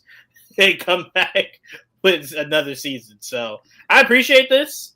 But for me, I think it speaks volumes in the fact that we might be seeing them in live action sooner than we thought. Yeah. So that's a good sign because I'm very curious to see what they look like in live action. So same, yeah. I want to see how it translates. You know, that'd be fun. I saw another rumor, like what? Not for Creature Commandos, for Waller. Apparently, there might be casting. Fuck his name, King Faraday for that. You've been talking about King Faraday for a while. Yeah, King Faraday is a spy, so I mean that just adds more fire to the idea that Checkmate is a part of that show. Yeah. I'm like, yeah, we're gonna definitely get Checkmate. Look, James has made it clear when he talked about Suicide Squad, all the things he wants to do, and we're starting to slowly see him manifest. So it's fair. Yeah. We're getting closer. We're getting closer. I want to take a quick wait, Jamie. Have you seen Captain America yet? I have. I saw it on Sunday. Oh, okay. Yeah, give me your quick thoughts before we move any further. I enjoyed the movie. I feel like it was trying to do too much. I think Mike said it best when we were kind of talking about it on Discord. It kind of felt like we were kind of in a like Holt's story, I guess, with like Ross and I don't know what his name. Like I want to call him Brainiac. I know it's not his name. The leader, and it's okay. I called him the Thinker like 2 times, and I'm like, that's not who he is. So you're good, James. But all that kind of felt like it was more tied to like Ross / Hulk than it was to like Sam's story. So he was kind of just like there trying to figure things out, which I didn't entirely mind, but it also made things feel, I guess, less impactful to me. What I did really like, though, I like Sam and Joaquin's connection and kind of continuing to grow that. It's interesting because I, not to say that I liked or disliked Sam before Falcon and the Winter Soldier, but I feel like his character really shines in these kind of like buddy cop duo kind of dynamics. So I think having Joaquin to kind of bounce off on is something that's really good. And I'm excited to see kind of where that goes. Because there was also another good point brought up in the Discord that like there's not a lot of sidekicks in the MCU, if any at all. So I'm kind of curious to see how that continues to grow. And what else? I think it was really good fight scenes. I was impressed with Anthony Mackie with his performance there. And like, you know, he did his thing with the fights. And Harrison Ford did a good job too. Good acting overall. Script could have tightened up a little bit. That's my review. We don't have to stay here. But I mean, I guess if I have any pushback, I would disagree on it being a Hulk story.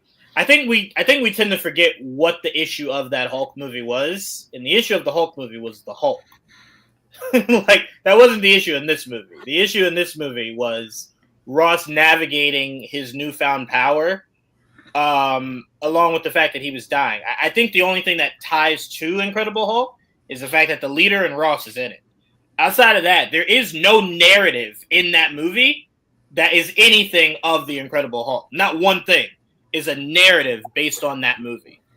You know what I'm saying? So it's if you want to compare it, you can kind of say how Shang-Chi wasn't a derivative of Iron Man 3, but you don't have it without what you have from Iron Man 3. It's the same thing. But they don't you don't hear them outside of one conversation in Shang-Chi mention Iron Man 3. And then obviously when you saw Trevor, thank you. So to me, I compare it to that. I don't think that they were kind of, you know, being carried by the Incredible Hulk story. It's just you can't have one without the other. Now, if you were to ask me why did they need to do Ross and the leader, I would say I don't know. And Giancarlo's character, like he was kind of doing stuff, but then he kind of just like the back half of the movie he was gone. Well, you gotta remember he was just hired help. He wasn't the real villain. That's why he was just hired help. He was extra. Yeah, he added he him was in just later. hired help. He was Yeah. extra, but I feel like he got the closest to actually killing Sam. Here's the thing. Yeah. Here's the thing. To the point you're saying, Jamie, I don't think you see it the same way. If a guy named Bob was that character, if a guy named Bob was that character, you'd see it more for exactly what it was. You just hired help. Because they casted such a big name, it feels like maybe it should have meant more or been more. But apparently, he was saying that we're going to see this character again. So I want to see I more of them believe in that. general. Because the thing is, like, it's not even that, like, you know, whether they cast like Bob or Giancarlo. I feel like it's the way that the character was acted, where it's like, oh, I'm big shit. You're gonna see, like, I'm gonna get out of prison, I'm gonna whoop your ass, kind of stuff. Like, he was talking a lot of mess, and I was looking forward to seeing the payoff. And we won't get that right now, but it'll probably be sometime down the line. But it was very provocative in a good way, I think. Yeah, I look at it more like Cap now has his first Captain America villain. Yeah, I mean that's his first actual. Yeah, those are his villains now. So I took it as that. Like, hey, you'll see me again. That's the thing too. Like, you're talking about, like, that's not his main villain. I mean, in the movie, but Leader wasn't looking for Cap. He wasn't trying to kill Cap. He was trying to go after Ross the whole time. Right. So that was the end game. At the end of the day, he wanted him to transform into a monster and turn him a monster, because he turned him into a monster. He wanted to ruin his reputation. Right. He wanted to fuck with him bad. That was the goal. And that's basically, he kind of did. He did. He won at the end of the day. But that's why But that's why I say I agree with Jamie. If you're saying the premise is, why did we need Ross in the Leader? That I can agree with, because I still to this day don't understand why you landed on those two characters. Yeah. But it's like I don't think that it was relying too heavily on Incredible Hulk, because there is no other semblance of that movie Hulk outside of just those two characters, right? Yeah. So see, I agree with what you're saying, but I feel like Harrison Ford's Ross, and maybe it's because it's Harrison Ford, I don't know, but it felt like he was a very, very, very large player in this movie, to the point where I don't think he necessarily overshadowed Sam, but it was definitely like, you know, he's got the Leader coming after him, is like trying to figure out Giancarlo's thing. He's trying to run the country and go to Japan, figure out all this other stuff. And then, like, who knows where Sam and Joaquin are while all this is happening. I felt like it was kind of, we were watching like two stories kind of play out, but it felt like Ross was more connected than Sam was. Or I guess not two stories. One story, but Ross was more connected than Sam. Ross was Here's the thing, though. The main character is what you're trying to say? Kind of a little bit. Yes. Well, yes, in the respect of the main villain didn't give a fuck about the main hero. The main villain really cared about your other villain. So I understand that, and I don't disagree with you there. But the premise of this movie seeming like it did too much, I want to remind you guys, Steve was fighting both Hydra, Steve was fighting both his government, and Steve was both fighting Bucky. All three of those things were in one recipe of that movie. And no one ever talks about Steve was doing too much in that movie. So it might come down to maybe people think that movie was better written than this movie, and I'm not here to argue that. But I appreciate it because this is Sam's first big test for us viewing. Because remember, he's been doing it for 5 months, but it's our first look at at Sam being Captain America. I want him to be given the most because I want you to show the audience that he can handle it.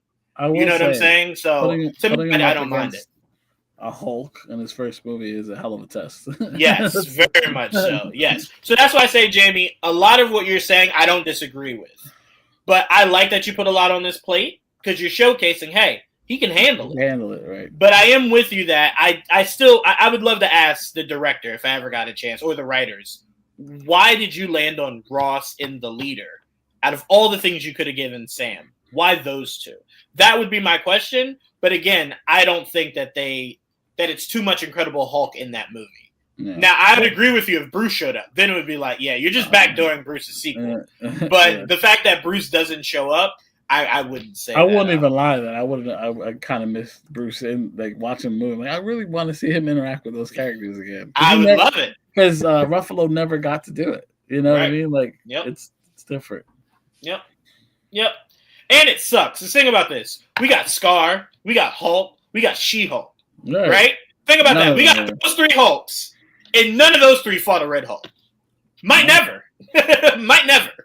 That's the sad part. At least Ross is alive for now. Right. So that's more so where my heartbreak comes from, Jamie. It's that we have a Red Hulk, had all these Hulks, none of them fought. Fair. So That's Now fair. that Go ahead, you Trevon. mention it, Mhm. I was thinking, I was comparing Winter Soldier in my head, running through the movie. I feel like Steve was almost in every shot of that movie, Yeah, damn near. except for the Fury scene where he gets attacked.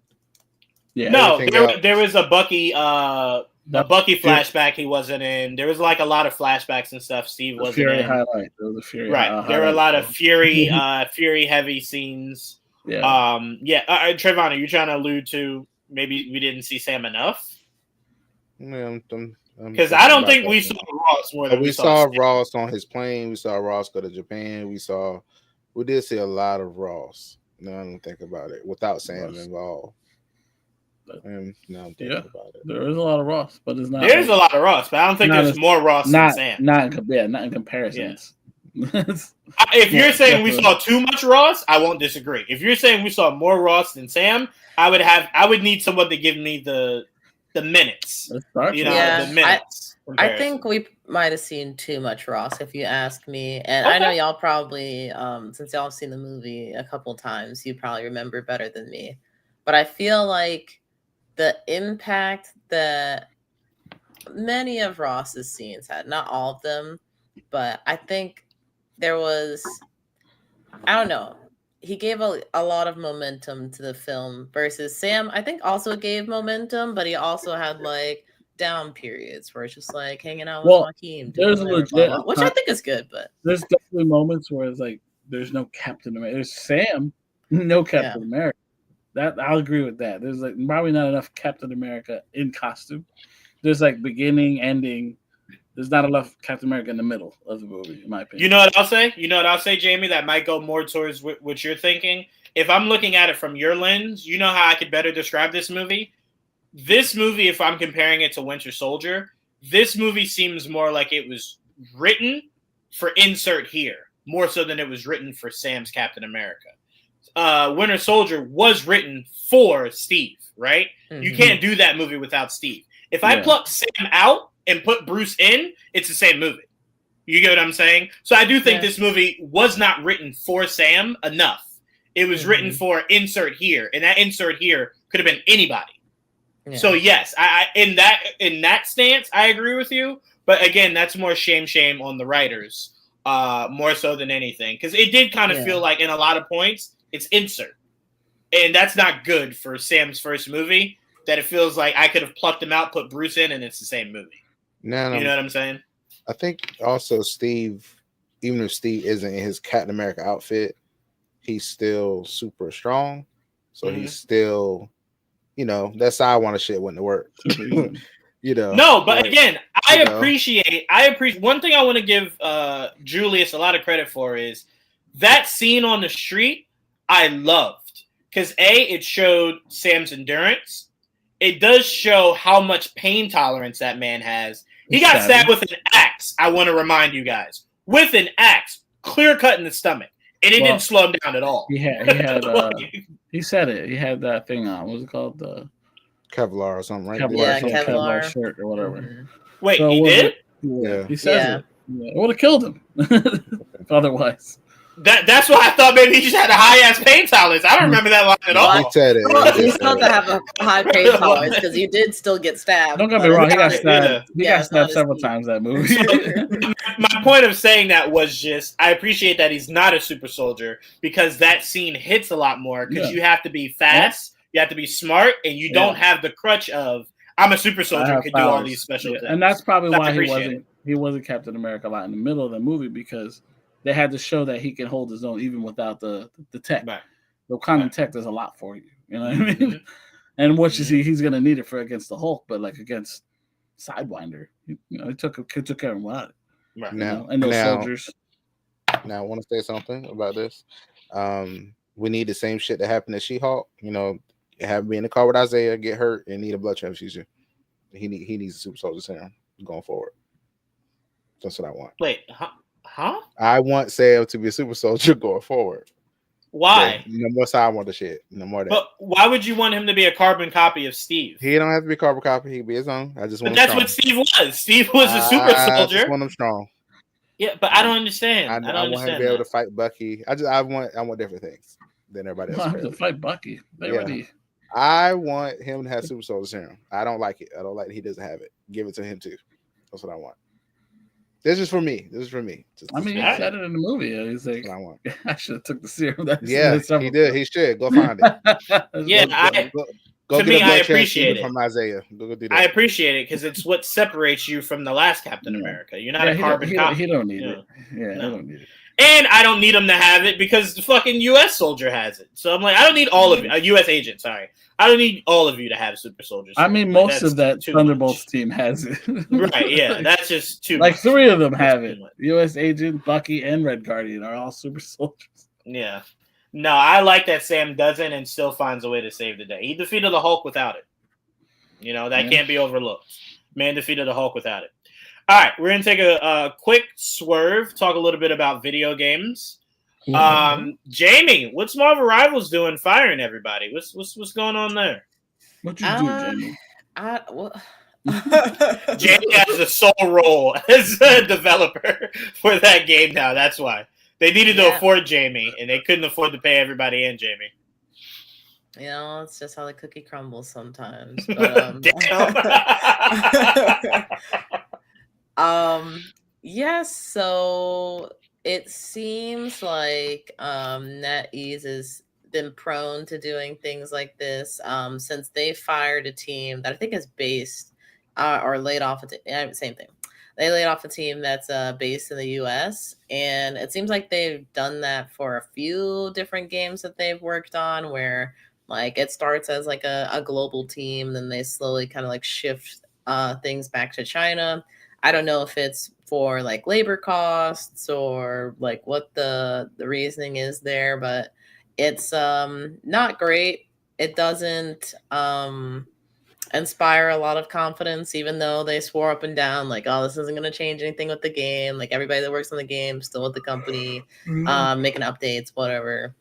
But yeah, it's not a great look, especially with now there's like rumors swirling around that the money they made so far is like 136 million in like the 3-4 months that they've been live, which is insane to think about.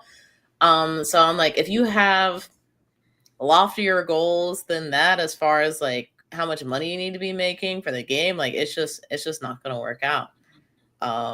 But yeah, it's really unfortunate. Then it's something that we've seen across the game industry, regardless of whether the game was successful or not, which is also crazy. So I don't know. I really feel like this is like a part of a much bigger issue with like brain drain and people just saying like, you know what, screw this industry. I'd rather go just work at Apple or Microsoft or Dell or whatever because it's stable and at least I won't get fired even if I do a good job, you know. Yeah, I mean, what's confusing because remember we saw this with Marvel, right? We just had this issue with Marvel. And what's confusing is that look, if you're laying off people because you're saying you can't afford them, you got to do better than that. You got to do better. You got to give a better explanation than that because you can't be Disney telling me you can't afford people. Like that just doesn't add up, right? Like that doesn't make any sense, you know. So it just kind of comes down to where it's like this game has been doing gangbusters since it dropped, right? I mean, shit, the 4 of us contribute to it. So it's like, Joel bought the Battle Pass. I know we play it like crazy. So I'm like, it's not like the game is struggling.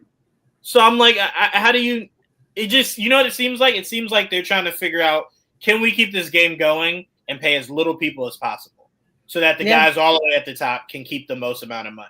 And if that's the case, guess what? From now on, just do shit yourself. Just do shit yourself. Don't try to bring in all these people, right? And then lie to their face and say, hey, we can't afford it. What do you mean you can't afford it? Like, That doesn't make any sense. Go ahead, Trevon. I see All you it's, trying gonna, to say. all it's gonna do is just make people not want to work there or apply at all. Yeah. Yeah. They're going forward, and I mean, honestly, it was really shady because they announced the 2 new characters, and then say tired, they're like, yeah, this by team, like You at guys, the you know same what it's the time, it's so equivalent of, fucked up. Trevon? It's the equivalent of your boss making you work your full shift and then saying you're fired. That's the equivalent of what they just did. Hey, do all the work. You did all the work. You go, man, I can't wait for next week when we get to get working on Blade and stuff. It's like, oh, no, you won't be doing that. Yeah, we got it. Yeah, go home. Yeah, we got it. It's okay. No. It's really disgusting, and you know it's gonna have to happen. And I'm kind of comparing this all. They've been saying for years the music industry needs a union, right? Mm-hmm. Maybe all these other places need unions to better support these people in these instances, right? You know, because that's really the only way to elicit change is you got to affect their wallets. And if Marvel Rivals has to go down for a month, they'll fix their shit. Oh, it won't be that long. It won't be that long. Give it a week and they'll be like, damn, we just missed out on like 20 mil. I tell you what. You know what I would do? You know what I would do? You guys notice how Fortnite's new season correlates with Marvel Rivals' 2 new characters and new maps, right? Let them guys decide to leave office the day that the new characters are supposed to come versus Fortnite. Let Fortnite dominate this weekend and see what Marvel Rivals execs say. No. We're sorry. We'll fix it. We got you guys. In a fucking hot second. I feel like they all should join, like Fortnite, Marvel Rivals, and Call of Duty. All of them should join together. Like all of us walking out. Fix this shit. Like as far as I know, it's not all the Call of Duty studios, because there are a lot of different studios that work on Call of Duty, but there are a few that actually have unionized, and there's starting to be like a movement to just unionize in general across games media and like game development. So that's definitely something I think people need to do more of and do in a hurry, because clearly, you know, like these executives and like people that only care about shareholders are not trying to take care of the people that are actually making these games. Right. I feel like we hear about firing at least every once a week. I feel like somebody's firing somebody. Yeah. I think the thing said there have already been like 900 layoffs this year, and it's not even out of February. So it's insane. So I hope you guys figure out a way to. Shit. Right. I hope you guys figure out a way to unionize. I feel so sorry for all those people who got laid off. That's why I want to make sure we brought it up here. Our hearts are definitely out with you guys, but you guys, only way to make change is to force it. Change don't just come on its own. So you guys got to get together and figure out a way to unionize, make this shit a lot harder on them. Go for their wallets. Because look, I'll tell you this right now. If all these layoffs means all the people that I report starts coming in slower, I'll fucking stop playing Marvel Rivals. So y'all figure that shit out. All right. I need my reports to come back next day like y'all been doing. All right. So make sure. Yeah, of course, Trevon. We're about to go into that. Of course, buddy. Okay. Don't worry. Okay. I thought DJV said something. All right. Oh, wait. Before we go off, everybody excited for the new season of Fortnite? Jamie, did it look interesting to you at all? Did you like the Pickle music video? You know, I actually haven't seen the trailer. Most of the times when I see the trailers for Fortnite, it's when I open the game for the new season. That's fair. So I'll have to check it out. I haven't played Fortnite in a couple seasons though, so it might be time to tap back in. Well, if this interests you at all, Jamie, Mortal Kombat will be in this new season. Scorpion is part of the Sub-Zero is part of the Battle Pass, and apparently the Mythics will be his weapons. Oh, interesting. But it is going back to, just so you know, it's going back to Heist. Okay. So one of the new things you could do is you could shoot with both a shotgun and an SMG at the same time. What? Yeah. Yo, you can shoot hold on. those two at the same time. They're bringing back snipers after so long. Oh my gosh! Wow, that is. They're bringing back the sticky grenades. Like they're really going all out. I thought this current season was okay. It was better when it first started, and it had a huge Godzilla thing that was really fun. Actually, I did the Godzilla thing. That's the most recent time I played Fortnite. I was like, I didn't love this season as much as I should have. But hopefully this next season is really cool. So Yeah, it sounds like That's it's up going to to be that. really interesting. I'm kind of like, I feel like it's going to be broken if you can shoot an SMG and a shotgun at the same time. hey, well, look, because we always know Fortnite's really good about that. So if you're saying that you can shoot with both at the same time, just reduce their fire rate. Reduce their fire rate, or maybe how strong the Maybe guns the are. reload time is really long because you got to do both weapons. Right. We know it'll be broken day one. So let's understand that's gonna frustrate us day one, but maybe by like day 10 it'll be fixed. So Okay. we'll see. All right, let's move on. We got the 2-episode finale of Your Friendly Neighborhood Spider-Man. Woo! We did get that. I loved it. I loved everything about it. Can I tell you guys something that's gonna make you question my geek card? No. Every day. Go ahead. I didn't know that was a thing for Tombstone. I just thought Tombstone was a bad motherfucker. I forgot that Tombstone had like his skin was like I swear to God, I forgot. Yeah, he was pale. No. You remember how they Scorpion went in to stab him and he was like impenetrable? I forgot that was a thing. I thought Tombstone was just like a name he got because he was a bad motherfucker. I forgot it was like the whole thing. So he was made of stone. Yeah, that shocked me for a little bit. I had to rewind that, do my Googles and everything. I thought he caught it. I can't remember. It did. No. It hit him. It hit him because it made the clank noise. Because when it hit him, he was just like, "Oh wait!" Like it didn't go through me. You know what I'm saying? Because remember, it pans to Peter. Because Peter thought he died right then and there. I did. And then he catches it, but it's all cracked up and shit because it hit him. Right. So it threw me for a fucking loop, by the way. Right. But I don't want to go too much into it because I don't want to steal you guys' talking points. But I loved it. I thought it was a lot of fun. And again, no disrespect to Tom Holland's storylines. But this feels like Spider-Man like a motherfucker. It's like I just want this feel. I just want this. Yeah, no, I just want this. But this was it. This was so good. Oh my god. Oh. Anyway, let me bring up DJV's comments. And I'm gonna go to Trevon. This Spider-Man show was a pleasant surprise. My expectations were low for this show since they announced it, but I enjoyed it.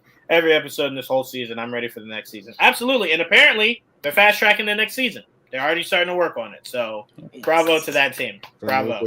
2 more after this already. I think. You say it again, Trevon? It's renewed for 2 more after this. Oh, gotcha. Okay. And Joel, real quick before I go to Trevon, it's a real quick question. Who did Big E voice? I still to this day don't know who the fuck he voices. Well, I didn't even look. I don't know. Yeah, Big E is a voice character in this, and he keeps raving about how much fun he had. And I'm like, I don't even hear you in this show, dog. Like, where are you? So I don't know. But Trevon, what were your thoughts on this season? I thought it was great. This was such a surprise, and I've been saying it since the beginning. This is what the MCU should be. I enjoyed this a lot. Tom Holland movies were fine and fun, what they did, but this is so much better. I don't know. I love the world, the feel, the characters, it just feels so fun. Spider-Man. I don't know. It's just great. I really enjoy it. Like, the interconnectivity of it all and the way that we still have the MCU events happening around it and they still affect it. And it just was really great to watch.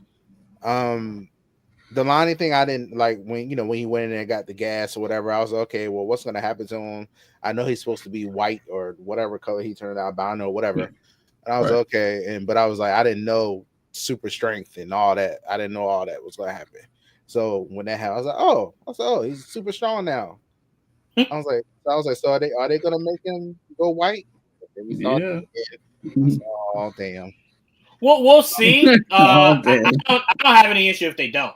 What the fuck? They do. They teased He's doing it. He's doing it. Yeah, his fingertips. His fingers are all pale, like starting to. Yeah, it's going. I maybe watched this when I was fucking tired because I swear to God I remember that. It was when he was driving at the very end. You could see it on his hands. Yeah, he's holding the brick. And then you see it on his hands. Then I saw him break the brick. Why was he holding the brick? I thought it was like he's the remnants of the brick. Super strong, so he was just showing like this is easy now for me. Like, just playing with the Mm. brick. I thought it was the remnants of the brick, like the debris off the brick. No, No, that was he's him. changing slowly. I don't know how. But I don't know if I like. Don't make it sound like they're making him into a white man. He ain't Michael Jackson. I mean, I'm not gonna like it when he look like that. I'm to be honest with you. That's what he looks like, though. I know, but I'm gonna hate it. I already know it, but But yeah, so they're It doing was that. Bulldozer. That's who big. Just know big he's is. not. Oh, he was Bulldozer. Okay. Just know he's not. He's now not a black man. Just want to make sure that's. He's still a black man. He's just right. now he's fucking pale. Yeah. Sure. But yeah, so that's cool. I like that character. I like him. Do wear the jacket now. I do like everybody get some witch shit in here. Let's go. Yeah, let's go with that. Love that a lot. I do love the lie he gave his mom. Hey, yeah, Mom, I'm on the new and better things. Yeah, I'm gonna go take my tests. I'll be a good boy now, Mom. It's like, all right, dog. He might go do the GED test like he told her. Trevon. I think he probably will. His name in the streets That's what is he said. Tombstone. How you gonna pass that? That was a lie if I have ever heard one. Come on, man. I feel like he'll do that. I don't know about Yeah. community college or anything after that, though. The GED, I feel like he'll do it. Okay, he'll do the GED for what? Just so he has something to hang up or hand to his No, mom? because he's like right now, in my opinion, he went from like 90% like jock / like smart high school kid, 10% I'm in a gang now, I'm a gangster, to like 50-50. So I feel like 50% of him is still going to be like, let me get this GED, I could open some doors up with that, maybe get a job somewhere if I need it, or I don't know, make a front for my now gang that I run. He's still not a murderer yet. Not yet. Not yet. Not yet. He But that stopped will be Peter, so explored. he I stopped feel like he's going Spider-Man. to get the He GED. did. He stopped Spider-Man. So I mean, Hey man, it didn't sound like he was telling the truth after that. No. I feel like everything after GED, I was like, I don't know. But the GED, I was like, I believe him. He'll do it. he got the email for Webb. Maybe that'll be interesting for him. Maybe. I'm about to say he's probably in charge of that gang now, so he got bigger fish. And that's why I feel like right now is the perfect time to get your GED. You're the new boss. You're figuring things out. People are like, boss, what should we do? I don't know. It's the most positive you've ever sounded, Jamie. Just chill. We're going to fix it. What do you watch something, you know. You know what? Hold on. To be fair to Jamie, you know what I'll give you, Jamie? Maybe he gets a GED just to become not only book smart, but to be better adaptive to being street smart. Yeah. So maybe just to gain more knowledge about knowledge is power. Because Tombstone does have actual businesses. He's not just like if he's getting his GED, it's not to get smart. It's just so he can show people that he has his GED. It's for like jobs. Like, look, I'm a good citizen. That's the only reason he got a GED. No, but you still do some school in order to do your shit online and get smart. GED is not gonna make you smart. But no. I'm saying he's still doing school. He's still doing school. Yeah, I think he'll be like part-time going. Well, no, actually, no. I think he'll get the GED. No. I don't think he's gonna do the community college stuff. I feel like he'll get too wrapped up in the gang stuff. But I do feel like he'll still be like trying to figure out ways to like try and be smarter than other gangs and stuff. He might go like the Napoleon route, and study like the art of war and all that other crap. Do you think he'll go join Webb? He got the email. No. Well, maybe to get some shit out of it. Maybe to get some weapons or some shit out of it. Maybe. Never know. Maybe. Why would they be making weapons? No. Did you not just see what? Hold on. Did you not just see what Norman did? The kids were making weapons they didn't know they were making. So I'm like, you can easily, if you know what to do with said technology. They made parts that went into weapons. It wasn't just like they made a weapon. No. I'm saying they did not know that they were making things that could turn into a weapon. I'm saying in that program of Webb, you could also be making things that you're not thinking could be used as a weapon. Who's telling them to do that? It would have to be Harry, and at that point, it's like, Harry's op, cut him out, and then we don't make weapons anymore. You're not hearing me. I'm saying because Tombstone is smart, right? He's not a dumb gangster. He's a smart gangster. He could see what they're making, take some of those things to make into said weapons, is what I'm trying to say. I see. I'm saying, again, you're not solving the problem. The problem is you guys are too smart for your own good. You're making shit that you don't even know the full capabilibilities of. It's why they were shocked when they walked in. There's a whole fucking portal there. They're like, my shit could do that? Like, I didn't even think of that. Well, except for Cho. Cho was just like, you know what? I thought so. I thought this motherfucker might be up to this. So yeah, it's connecting dots. I see that. So that's what I mean. I'm not saying they're literally doing that. That kind of plays into my GED theory, though, because when you think that you have to at least have a GED to join with, they're checking. They're checking. Like, guys, I got to get my GED so we can join web. I mean, he's bringing in high school kids, so they're not graduated yet. So Trevon, don't squash what Jamie's saying. I'm just saying he's bringing in all kinds. But he's not currently enrolled, Trevon, so there has to be some kind of effort, some kind of effort on his part. Theory's still alive. It's still alive. It's pointless. Just watch. All right, Trevon, did you have anything else that stood out to you? No. Well, I mean, the dad thing at the very end, I was like, oh, okay. That didn't move me or anything. I was like, okay. Really? Didn't move. I was like, all right, he's alive. Cool. I bathroom afterwards. I don't know. The Watcher, that was cool. That was fun. That was like 2 seconds though. See, that one didn't shake me. I was like, oh, that's cool, and then he was gone. I was like, oh. Okay, hold on. Y'all want to know why Juwaan's mind is a scary place to be in? You want to know what my first thought was? What? I'm like, oh shit, is this a world where Uncle Ben pulled the trigger and not the robber? Like, I thought that was gonna be Uncle Ben. I wasn't thinking his dad. I'm thinking like, oh shit, maybe Uncle Ben isn't dead. Maybe he's a dead beat. Maybe that's what it was. And he's like, how's my son? I was just like, oh, all right, cool. All right. Sure. I mean, that's still shocking because look, I wasn't that enthused when it was a deleted scene from Andrew Garfield's world. I was just like, oh, yeah, okay, cool. You don't get a lot of his parents, so you don't. That's why it wasn't really a thing for me because I'm like, I'm not used to really seeing Peter's parents ever. So yeah, but that's why I was so taken aback. I wasn't expecting that. Yeah. Oh wait, I'm sorry, I lied. We are used to seeing Peter's at least Peter's dad. Shout out to Madam Web. We got to see Peter's daddy. We did. Don't you fight it, Joel. No, we didn't get to see his daddy. Got to see his uncle. Oh, that's right. It was his uncle. I keep giving that movie too much credit. We got to see his mom. Yeah. I thought that too. All right, Joel. How'd you like this 2-episode finale, and what stood out to you? All the twists. There was a lot of things that happened I was not expecting, and I think that's what I liked so much about the show in general. Like, is how they implemented a lot of the storylines from the classic comics into this and made it their own, even though it kept the MCU feel to it. Like in the background, MCU was still going on technically in the background, and it literally acted like as a what if. And that he was responsible for his own what if, which is the best part. Like that was again unexpected that he is responsible for his own powers.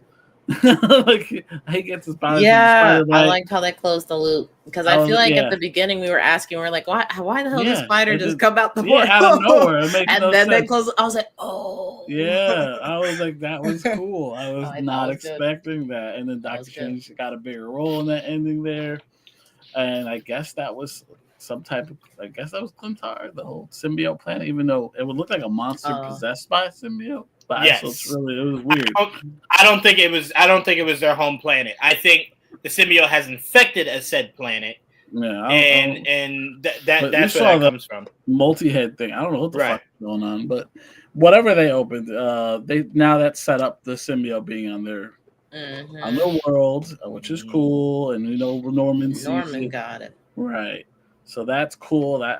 Can I just say this is the second time MCU is sticking to its guns. It does not like the organic way of getting Venom to Earth. This is the second time a portal is open and a little clip of it stayed behind. This is the second fucking time, live action and in animation. They will not let a plane crash in this motherfucker for nothing. It was a spaceship. Right. It was technically how they did it in the Venom movie. That's how they did in Venom. I'm saying in the Yeah. MCU. The MCU Yeah. just refuses that. Yeah. It's we'll see how that's probably obviously sets up for season 2. I mean, they've been setting it up since the first episode, but that obviously it was a noticeable symbiote on whatever the fuck that creature is. Yeah. You know what I love though, Joel? You know what I love? I thought they wrote it so perfectly that it even confused Doctor Strange. I love when Norman said, "Hey, asshole, look what you did at the school." And Doctor Strange is like, "I don't know what you're talking about, dog." And then as Strange sees it, he's just like, Okay. I thought that was funny. I thought that was so well written that Strange is like, "What are you talking about, dog?" Yeah. And I'm like, "Is Strange high? Did he forget?" And I'm like, "Oh." I thought it was from a I different get it. world. Like, I'm like, oh, he was this Earth's Doctor Strange. It was another Earth. I thought that Right. was a bigger multiverse. There's I was so like, much what's going happening? on. So it was not even multiverse. It was time travel. I'm like, this Right. is interesting. Completely not expected. So that was cool. We got to see a little bit of Daredevil in this. We've seen Daredevil more than once now. Mhm. And they actually showed off that this girl was a spy. What's her name? Jean. So her name is Finesse, and the Finesse, comics, yeah. Finesse is that's Taskmaster's daughter. Taskmaster's daughter, correct? Oh, Look at Trevon. Oh shit. Okay. Yes, that's who she is. Oh Which shit. is pretty cool. Again, I don't know if I can introduce the real Taskmaster. It's possible now, I guess.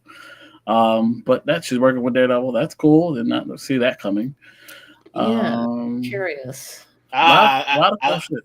I like that pun you gave, Joel. What? The Daredevil twist that you didn't see coming. I like that. I see you. Okay. I see you. All right. I like that. Okay. Pun a minute. All That's what I right. do. Yeah. That is what you do. Yeah. That's what you're known for. But yeah, all the twists are the best part of the show. Like I love seeing Doc Ock and Norman's rivalry.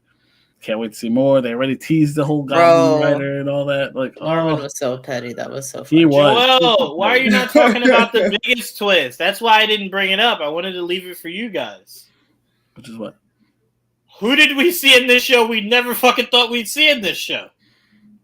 A lot of people, actually. Uatu! Uatu is in this shit. I said that earlier. You You literally said that, just said it. You said it. You mentioned it. You said, yeah, you want to. Like, yeah, the Watcher. Like, I don't recall saying that shit. I'm having a Doctor Strange moment. I must have came from the future to say that shit. I don't remember that at all. I don't even remember Trevon saying it. Holy shit. I remember everything Trevon said except for that. All right, well, there you The go. last thing I said. No, goddamn Trevon. seeing Uatu, and it was cool. Like, they did what's similar to what the X-Men did.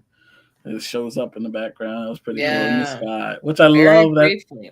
Yeah, well, that's fine because it's just he's watching all the universes, which I appreciate. It's the second animated What If show that turned out really well because X-Men was phenomenal, and now Spider-Man. Yes, it was phenomenal. Yes. So that's 2 for 2, guys. Keep it up. He'll be in Fantastic Four. Yeah, I'm with you. I hope so. Honestly. I mean, look, in that finale of What If, he mentioned Reed.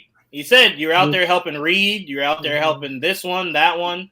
So who knows? We don't know what Reed he was helping. Yeah, which Reed? So, speaking of them, now that they're going to be introduced this summer, hopefully we get the Fantastic Four showing up in the Spider-Man cartoon in the future. I would love that. You know what I would love? What? I would love if you run an alternate Secret Wars. An alternate Secret Wars. Let live action do it, then let animation do it. That'd be so much fun. That'd be funny. I'd love that, yeah. Depending on how the movie does. That'd be a what if. Yeah. Right? A what if Secret War. Like, what if animated did Secret Wars? You should title it that. What if we did it? I don't know. They might not let them do that. They might be too scared what they could do better than them. Well, I don't know. Y'all might do it better than us on animation. It's animation, so that would be a ridiculous stance to have. Like, oh shit, y'all doing better than us under the same umbrella, making us all this money. I don't like that. Yeah. If I was whoever doing the next Spider-Man movie, I'd be shaking my boots right now. No, I tell you this: there's no nostalgia the animated world could give you that will ever hit harder than seeing Toby, Hugh, Nicolas Cage, Wesley Snipes, like all these faces we've seen over the course of our Marvel watching time all come together. Like there's just nothing that would top that. at all. I You'd have to not do it in order to be topped by anything in animation. Like, we love the X-Men cartoons. I don't think we'd love the X-Men cartoons more than we'd love seeing it in live action. It might be done better, sure, but the preference is to do it in live action and do it well. Yeah, so. Of course. But yeah, animation always has the upper hand. Because, you usually get the freedom to do more. Right. Well, Spider-Man show, you get more time to tell a story, too, on top of that, So it's like, it's a little different. That's why I like comparing it. It is what it is and what if. It's fine with me. I love it. It was great. I do look forward to seeing what the fucking movie is going to do next, but I'm not going to compare it to the show. Yeah. And remember, go ahead, Trevon. No, you go first. I did see something that Dan RPK said they're retooling it. He's got a new set of supporting characters or something like that. They're like redoing I can see that. Retooling what? Spider-Man. Spider-Man for the show? For the next movie. The movie. Oh. Well, look, there would be nothing to retool if you'd stop trying to shove multiverse down our throats, okay? We get it. We're in a multiverse. Give me an actual Spider-Man movie. I mean, I don't think that's so hard. We don't know what this movie is. I don't want the one they were going to give us. I agree. I don't Wait, the multiverse one or the one they were going to get after this last Spider-Man movie where he's alone and sad? I didn't want that. No, that's not what was going to happen. You have to stop saying that, Trevon. It is probably the most frustrating hill you keep dying on. No one said Spider-Man's going to be alone. We just said Spider-Man no longer has those friends. No one said he could never make new friends. And that's what they're going to do. He's going to have new friends. He's going to have new friends. Christ. If this animated show showed you anything, it's that he had other friends, right? And guess what? Guess whose name was on that board? Ned Leeds was the name on the board at the end of the show. He doesn't even know Ned in this world. Or an MJ. And you're okay with that. So why is it that he can't have new friends in live action? Right, it's the same thing. That's what I'm saying. It's the same thing. We'll see.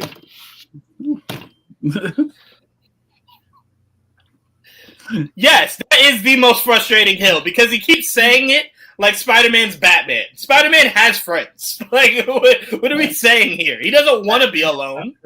It's just now less people know who he is, which is the way it should be. That's all they did was say no one knows that he's Spider-Man.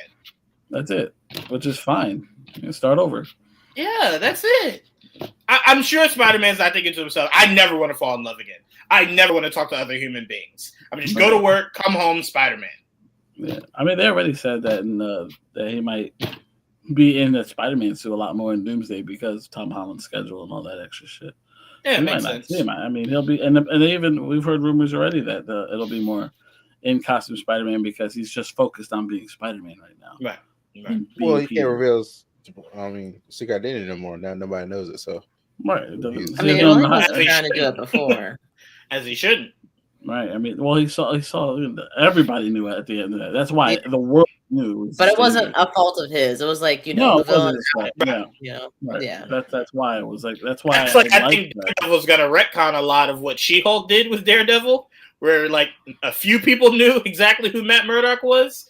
I think that's supposed to just live in She-Hulk's world, not in Matt's. Like it lives there, not here. Remember, he went to a whole. No, her friends knows that he's Daredevil. Her family knows that he's Daredevil. It's not a worldwide known thing. No. But it's very personal about people knowing that he's Daredevil. It's just She-Hulk and the broker that know he's Daredevil. That's it. No, man, they had a whole conversation when he dropped down right after their big the fake big fight, and he dropped down in the middle of the field. Her friend goes, "Oh, is that the guy she was on the date with?" And then she was like, "Yeah, but shh." You remember that? That was the whole thing. And I'm just like, "Oh, that's weird." Like, and I definitely don't remember the family knowing either.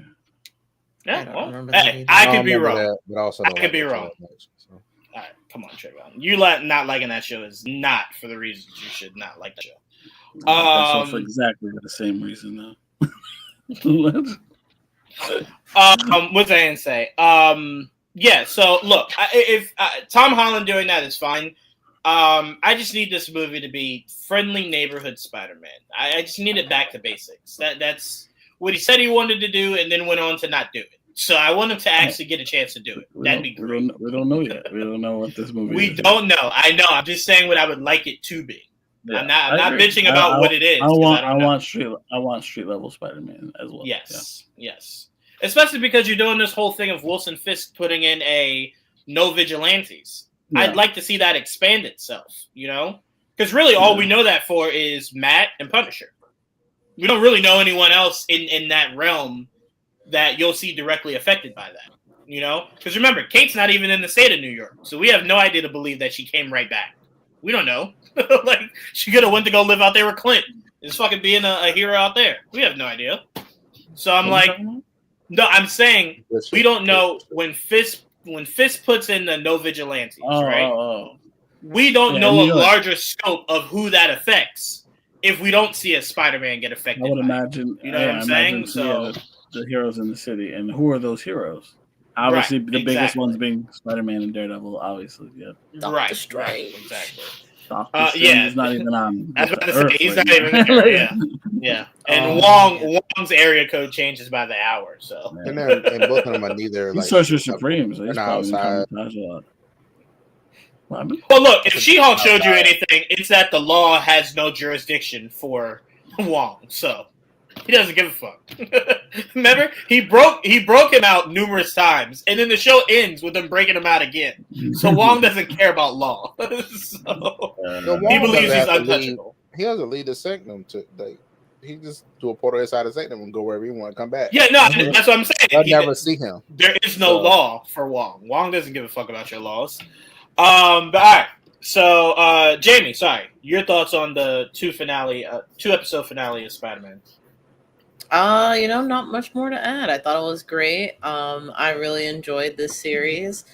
I am not sure if I voiced my opinions on Tom Holland's Spider-Man, at least not in a public forum. I'm not completely sure. You said you hated him and you loved him. No. I didn't say. Which is on par with your normal opinions. No, something about you wanting him to be black or something like that? Yeah. No, I wouldn't say I want Miles. I don't want Peter necessarily just become black just for the sake of it. But I like Tom Holland's Spider-Man, but I feel like there's just certain things about his character that don't agree with me, and I feel like a lot of stupid decisions were made in the last couple of movies that I just didn't understand. I'm like, we wouldn't be in this situation if you just like taken 2 seconds to think. Now you could just say, he's still high school or whatever age he's in. People make mistakes, and I'm like, yes, but at the same time, I feel like Peter's supposed to be at a higher echelon, so I would assume he wouldn't be making those same kind of mistakes. And whatever the case is, we do actually see the Peter in this show make mistakes, but interestingly, I do perceive him to be more fresh and like new to this. I guess because I've seen Tom Holland Spider-Man for so long, and this one is more new to me. So I'm willing to be a little bit more forgiving, but I also just think the world is a lot better. I feel like getting into like who Spider-Man is as a character and like kind of how he interacts with other people in the world and how they affect him, I think has been done a lot better. So this is, I don't know what that sound was, but this is the Spider-Man that if we could move forward with it in the MCU, I would love to see it. But I'm also cool with seeing it in this animated format too. So it's definitely, I'm hesitant to say my favorite Spider-Man, but it's definitely up there. I really like it. Yeah. No. This is gonna have to put in a little bit more work before I put it before Spectacular. But it's on a good upswing. I give you that, but I'm not ready to immediately put it over Spectacular. Spectacular Spider-Man means so much to me. So much to me. I still need to see more of that. Need to see more of it. You've never seen it? What? Spectacular Spider-Man? I've seen some of it. I haven't seen all of it. Whoo, you're in for it. They were so good. And they were cooking with grease right when they got cut. They were cooking with extreme grease. So I am kind of, y'all know I'm a Miles lover. I'm curious to see like would it complicate things for Miles to be in this, or can he have some kind of part, or would that have to be something different? I don't know. I would love to see some kind of nod, but I don't think you put Miles in this before you put him in the actual MCU. That'd be insane. Because this Spider-Man takes place. Again, it's supposed to be in parallel to what Tom Holland's Spider-Man went through. It's why you see a lot of things the same, just through a different lens. So if you get Miles and it just became Spider-Man, that'd be insane. The MCU should be barking up that tree. I mean, it doesn't even have to be Spider-Man. It could just be like Miles before the bite, you know? He knows him as he like, doesn't. I mean, he's mentoring him or something. He exists in MCU. I'm not arguing that, because that's fine. But again, that should be what the MCU is focusing on, is introducing us to Miles. I would like that. Because you know what would help when Tom Holland says, hey, I'm super busy filming all these movies? Miles. That would help a lot. Give us Miles. Put Miles there. So, okay. Do y'all feel like Tom Holland's going to be Spider-Man after this movie? Because I kind of feel like 100%. he's given a lot of signs that he might be. Stop having hope. I don't like when you have hope, all right? I need him to be Spider-Man. I don't think he's given... You always talking about like he don't want to do it no more, so let him go. No, he's been very vocal about he's not going to keep doing it their way. I don't like that shit. All right? He said they've been giving him a lot more say in the writer's room. So he spoke very highly of where they're going with this next Spider-Man. And he's been very vocal that he wants Miles. He wants to be able to pass it to the next guy. So I do believe that once we get Miles, that will be his cue to exit stage left. He's telling you his succession plan right now. He's telling you, I want to keep being Spider-Man, but I want y'all to put Miles in, so I ain't got to keep doing this shit. But see, now here's the thing, right? I feel like this next movie, we could get him, but it seems like you don't think that. So when would Miles show up? You know, like how many movies down the line? How old is Tom got to be? No, hold on. I didn't say that. I'm saying the MCU should be fast tracking Miles way more than the animation should. Animation just started. Yeah. You don't need a successor, and you just started. The MCU should be barking up that tree. Spider-Bud. Yeah. Spider-Bud. Yes, but I'm saying let that be earned. He just became Spider-Man. You don't need that right now. Right now, what you need is the MCU to focus on the successor. The MCU should be doing that right now. Miles should be in this next movie. I think Tom will get his next trilogy at least. I do. I think Miles will be introduced at least, if not this movie, the very next one. Yeah, if he's not introducing this movie, then at the very bare minimum, the next one. But because we already know he exists. We already know he exists. That's canon. But we've known since Homecoming, right? Yeah, that's what I'm saying. That's canon. So, and that movie takes place in 2016, so Miles should be old enough now. Stop fucking counting. Miles should be old enough now. We don't know. He got take it over. Also, remember, we don't know if he got blipped, Trevon. Yeah, you don't know if he got blipped. He didn't. You don't know that. Trevon, no, stop. Trevon's in the writer's room, so he didn't get blipped. Okay, we now know that. Yeah, but again, Jamie, I didn't mean to step over what you're saying. I would love Miles. I did. In a form in the animation world. I just think if you're focusing on this being Peter's start, and remember, they're surrounding Peter with a lot of like-age heroes. Yeah. So I'm like, they're kind of showing you don't need to rush into more people like Peter when you can probably get Nico and other characters. Like, it's more like Spider-Man and the Amazing Friends than it is like Ultimate Spider-Man that gave us Miles and 90 million other Spider-Man. So I don't think you need to rush to that, is all I'm saying for animation. This is Homecoming Spider-Man if we're lining it up with the MCU. So you don't need to get there yet. All right, yeah. No, like I said, I loved it. I don't know if, because it's weird. The Spider-Man game handled the symbiote very weirdly. It went to Norman first, right? So it's like this went to Norman first. So I'm like, I don't know how it's going to navigate itself to Peter. We saw how the video game did it, where it was very personal to the Osborn family. I don't know if he's going to maybe weaponize it and then it gets to Peter. I don't know, but that's for us to find out. I feel like it's got to help with his turn to Green Goblin. Who knows? Maybe something. Maybe maybe the symbiote sticks to him and it's killing him, and maybe they give him that green ooze to help keep him alive, and that's what drives him crazy. I hope something happens that Harry and Norman forget that Peter is Spider-Man. I think that's a really bad thing. That's a thing that they have in their back pocket this early on. That's crazy. That's why it's there, though. So yeah, I don't like. That'd be like a Batman's first movie, like him and Joker see each other like preparing, and it's like, oh, you're Batman. It's like you shouldn't know this early, if at all. Like, you shouldn't have that this quick. Life ain't easy for Spider-Man, so this show and it shouldn't be. But at least give him a year first. Like, goddamn. It's fine. I mean, it's not like they don't know eventually. So yeah, but it's more earned. But again, this might play out to where I'm fine with it. But for now, I don't like it. But great show. But all right, before we get out of here, we do have one more show to go over. We had a new episode of Invincible last week. Oh, yeah. That's probably my favorite episode of the season so far. I love that episode, man. I love Mark's dad kind of going, you know what? I have a friend, and I'm gonna protect that friend. Well, you talking about the dual episode? Yeah, I'm like, look at you and your growth. I love that. I really do. See that was coming. Yeah, I'm like, that's awesome. I love that, and I love that Mark is in his full Spider-Man black suit era. when Homeboy said, "Kill me or I will kill your friends," Mark said, "All right." I don't want to, smile on my face, but all right, I'll kill you. Very much loving this Mark right now. And you know what? Because Trevon dislikes him, shout out to Cecil. And that's all I have to say. But Trevon, what were your thoughts I'm used to everybody going against me, so it's fine.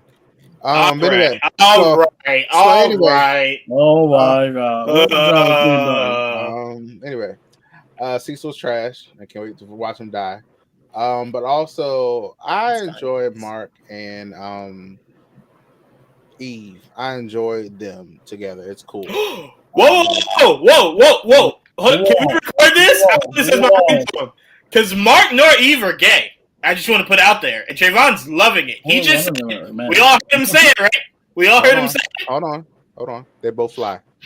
So anyway, so hold on. Flying over everything is gonna be his hashtag. They both fly. And they do it all the time. I love it. Yep, they're flying on their date. It is a cartoon. If you have the power of flight, stay in the air. That's what I say.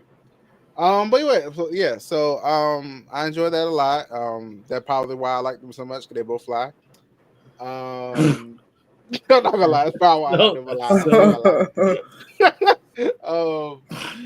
You're so simple. I'm so sad. I love that. I was like, look at them flying together and doing that little twirl in the air and shit. I was like, look at this. Cool. Oh man. And then we got to what's his name? The alien. I can't think of it. Seth Rogen. We got the Seth Rogen. Oh yeah. Alan and and the psycho dad. Yeah. So, you know, they're together, friends now, and he saved him and basically manipulated him into saving him, because he was like, "Oh, I'm gonna die first, friend. You know, I'm gonna go first." It was very manipulative. Like, I was like, "Oh, you're a sneaky bastard." So he got him to get out and did all that. Now you can tell that he cares about him. I think that's fun. It's I like their dynamic. Now I'm curious how it's gonna go when he comes back to Earth and he sees his murderous son. Curious how that's gonna go. His son is he's gonna go chip off the old block. I love it, baby. Is a straight up murderer. Love it. Mm-hmm. He's like, I get him.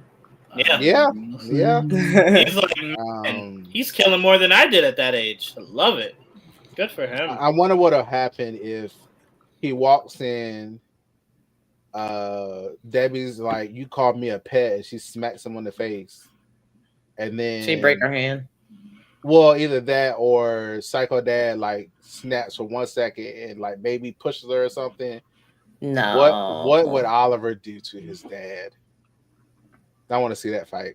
Anyway, okay. All right. I don't feel like he'll do anything. He'll be like, "Oh, Dad." almost called the cops with Trevon just now. I don't know where your head went, but that was a crazy place, man. that was. I want to see if Oliver tried to kill his dad. That's what I want to see. That was so specific. I thought you were gonna go, what is the dad gonna do when he comes home and the mom has a new boyfriend? I thought you were gonna go that route. I'm like, that guy's multi-Paul. Huh? What about multi-Paul? That's one of multi-Paul. That's what I'm going with. Oh, something okay. right. His name is the Paul. Boyfriend, the new boyfriend. His name is Paul. Something right. He can't shapeshift. He can just multiply. I mean, that's multi-Paul. I don't know. Something ain't right. Something ain't right with that. Okay. They gave him the name Paul for a reason. Something ain't right. Okay. I'm just like, that would be crazy. Look, this show does shit I can't even fathom. So maybe Cecil did place the guy there. Who knows? You guys, knowing the future, you ain't see shit yet. Like, it's just nuts. The comic is great. It's a good comic book. Very bloody, that's for sure. It is very bloody. It is. No, Trayvon's issue isn't that he has a name; it's what his name is. Not the same name as the guy that we just met, multi-Paul. Why all that works together? Why? Does he look like him? No, I'm not gonna answer that. No. Answer your question, Jamie. Red? No. No, but Trevon is saying that if another mark shows up somewhere, he's skeptical of it.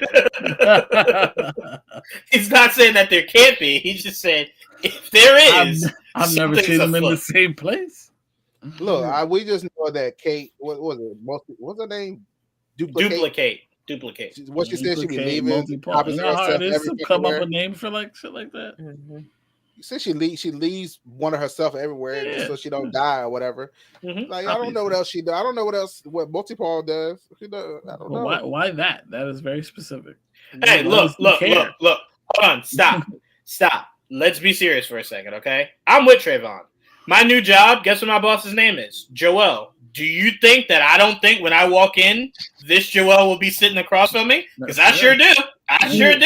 I'm prepared for it. So I think Trayvon's on to something. I don't trust shit.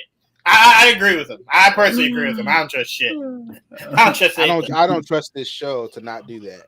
I'm with you, dog. Hey, I'm with you. I'm gonna be surprised as hell if it's a white man when I show up there tomorrow. What was I gonna say? Yeah, but duplicates that look like them, clones. Trevon is trying to say he thinks they can do other things. He's trying to say that guy looks just like Paul, and his name is Paul. I'm like, do they look the same? To be fair, hold on. Have they introduced the mask in this show at all, where they can like change their face or anything? Haven't done any of that. I wouldn't be surprised if they could. Wait, hold on, Trevon. You're talking about the guy that was the alien that came to Earth. No, I'm that talking about the shapeshifted. No, I'm talking about he could do multi-Paul. Yeah, I'm saying that would make more sense. That guy literally can shapeshift. Are you talking about the guy from the team, the whatever the team? Yeah. The one that like the one that didn't portray Cecil when everybody else left. That one. Right. Yeah. Oh. No, I don't think that guy makes more sense. It's not him. He's too plastic man guy. Well, look, they would they're reinventing the wheel. If you're telling me the people that can duplicate themselves can now duplicate and shapeshift, that's some whole other shit. Just check his voice. If it's the same voice actor, he might be onto something. Yeah, who knows? Who knows? It's right there. It would have to be Simu. It would have to be Simu. Yeah, it has to be Simu. If it's Simu voicing, does it sound like Simu to you? Hey, I tell you what, if that shit is Simu, give that motherfucker an award now, because there's nothing about his dialect that gives it away at all. Like at all. I would have never guessed it could have been him. So look, I'm dead serious. I'm not trying to be funny at all. Trayvon could be on something. Look it up, and we could be wrong. We don't fucking know. It just says he's just multi-Paul. So yeah, that's what I'm saying. Oh, okay. Does it say who the other Paul is though, or is it just like it doesn't say? Voice is Paul. You know what's gonna be funny is if Trayvon looks it up and his name is actually Jeff. It's like it's not even the same name.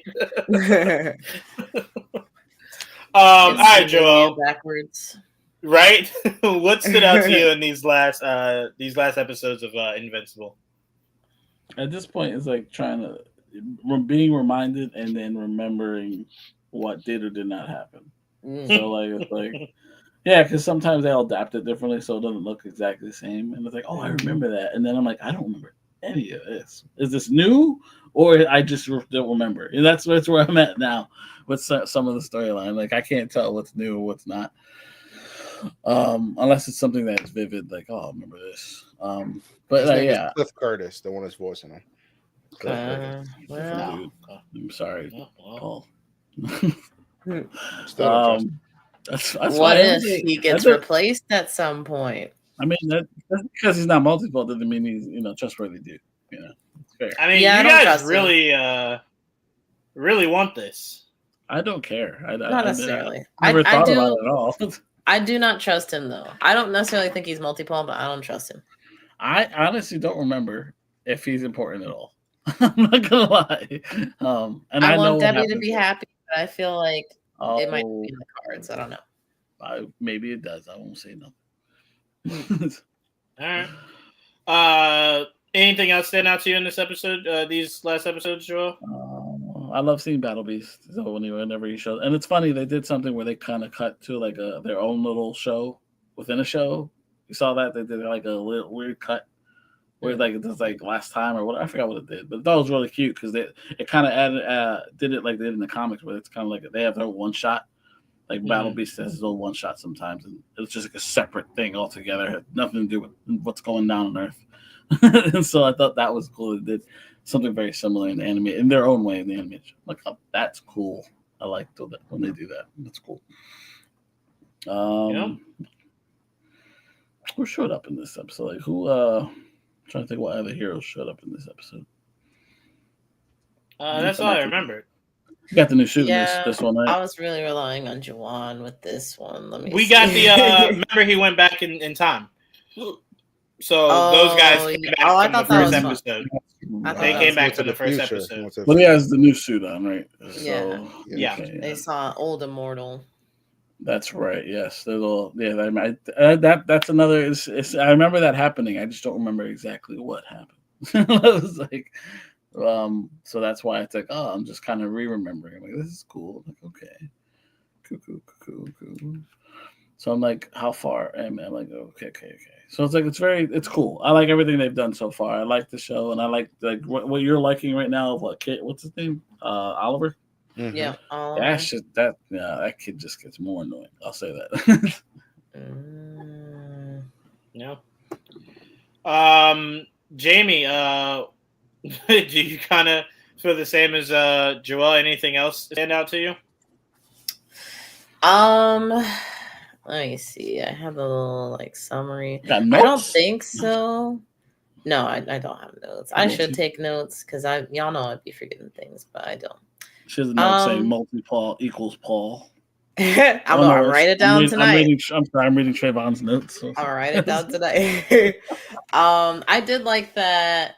I thought it was interesting that they did kind of like the 2-in-1 episode format. I think we've seen this in previous seasons of Invincible, but as far as just like TV in general, at least when I've been watching, which a lot of times is anime, they don't be doing that. So I always find it interesting that they try and split up the episode to tell kind of two different stories, but they're still intertwined, So I really like that. Yeah. I'm curious, are we gonna play the Dragon Ball Z game, or it's how long do we have to wait for Omni-Man to get to Earth? Finally meet up with Mark. Will it be towards the end of the season? DJV, shut up. Robot is all right. It's I like Robot actually. Cool character. Yeah. Freaking Mark and Eve. I think they're cute. I unfortunately got spoiled on some things that happened with them later on.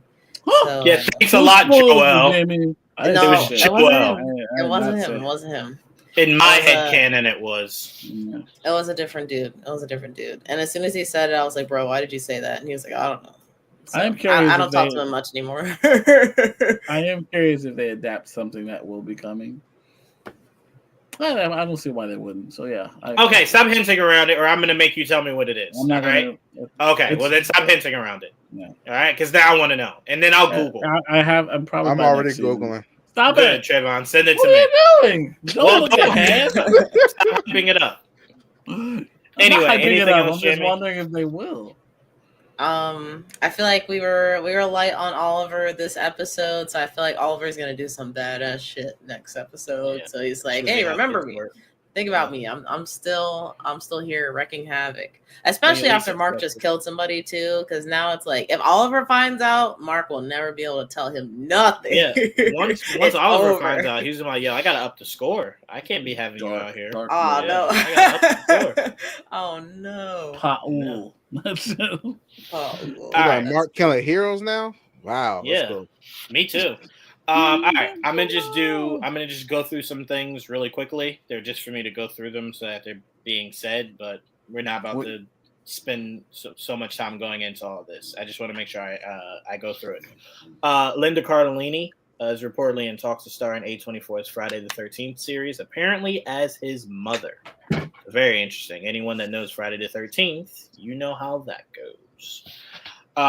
Director Jake Schreier. I don't know. Shut the fuck up. I hate you.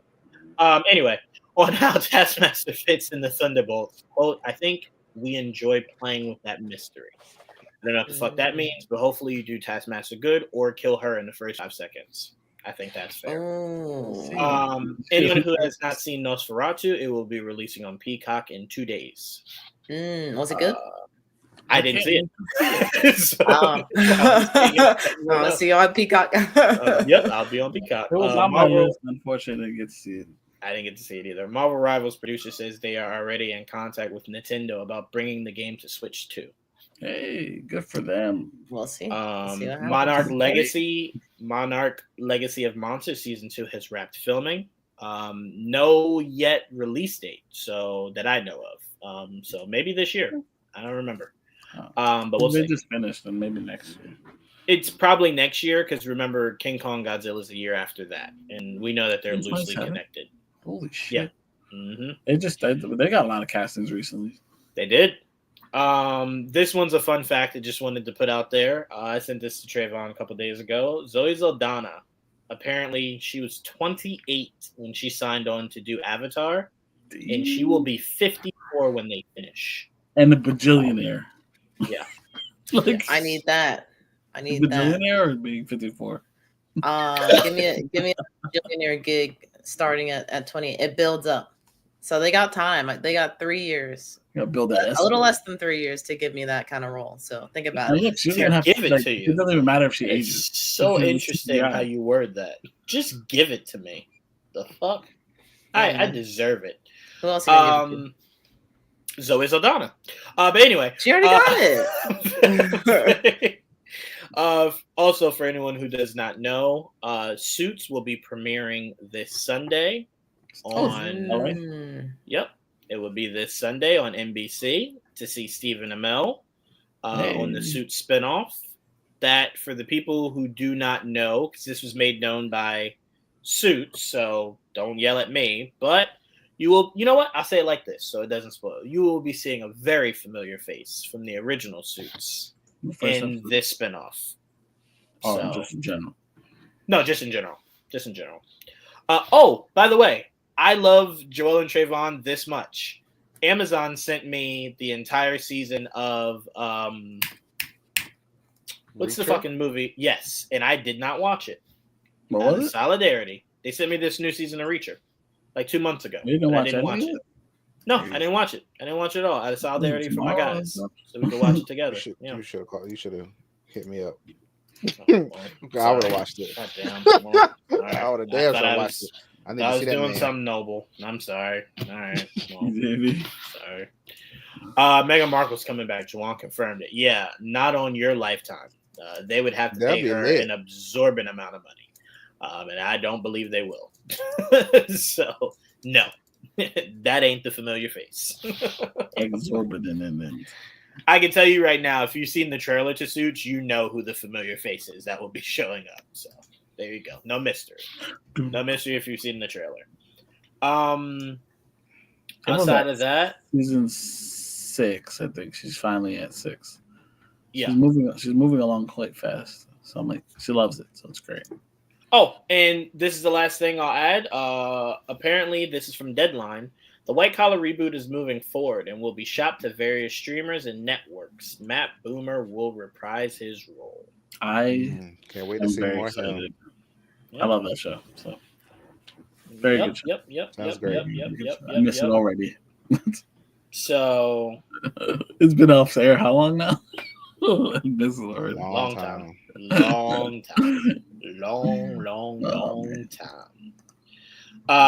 So we got a lot of stuff coming our way. Obviously, we know next month is Daredevil, and the month after that is The Last of Us. So we'll be pretty good. And Devil May Cry, I think. Right? Reacher is tonight, right? Yeah. 3 a.m. I think it's tonight. Right? Yeah, Tomorrow. tomorrow. Yeah, No tomorrow. idea. I don't like telling people tonight because people think midnight. 3 a.m. is literally tomorrow. Reacher's tomorrow. I'll watch it tomorrow. I thought it was out already, so I went to look. I think yesterday. Can I be honest with you? I did see someone today talk about. I can't wait till next week's episode, as if there was already an episode. So part of me is gonna go look just in case. And I did want to give Trevon a quick shout out. His favorite show on Amazon. Wheel of Time? New season comes out. Yes. Wheel of Time. See how I knew that? Wheel of Destiny. You and Trevon sometimes are on the same page. And I want to give you guys this parting thought as we dip out of here. And I don't want to say just women because it might be men too. But in case you did not know, you cannot wash a PlayStation 5 like dishes. So please, all you people out there doing that, stop doing it. Okay? Who's doing that? I will send you the video right now, Jamie. Oh, A woman is Someone told me cleaning about that. her boyfriend's PS5 in the sink because she But thinks she's doing it maliciously? No, she really thought she was being helpful. She really did. Oh. And I That want doesn't make any L'Oreal to sense. know who's watching this. That'll be a quick way for us to break up. Even if you don't even mess it up. I don't even like the idea that you could have. Okay. Like, does she put like the DVD player in the dishwasher too? Like, why would you put an electrical appliance in the dishwasher? You put it in Can't the really dishwasher? explain. Or she hand washed it. Look, I saw the craziest thing. Either way, it's crazy. I saw something that made me cry. I saw this guy. He does like My Player on 2K, where you put a lot of money into real money into developing your character to be like really good. Mhm. So he put over $1,000 into that, right? What? His girlfriend was trying to do something special for him, like buy him a new game, right? But she went in there and deleted all of his saved data. Again, she says by accident. And let me just give this man all the credit in the world. Again, I don't know what he did off camera, but on camera when she was recording him, all he did was cry. That was all he did. He didn't say any words. And I have to say, that would probably be me. I would just cry for a while because that would be me letting my rage go out. Because if I don't cry, I'll lash. So it's better if I just cry. But yeah, I'm gonna send you all the video of her washing this PS5 like it's a normal thing to do. But anyway, I want to thank Jamie so much for joining us. Yeah, thank you for having me. Absolutely, and as always, Joel and Trevon crying with clenched fist. No, I can't do any angry motions, or I'll lean into it. I have to just cry. I can't do anything else. I have to just cry. Anything else will give my mind the okay to actually be angry. Cry like Martin. You should start doing breakdance. These were all hetero relationships, right?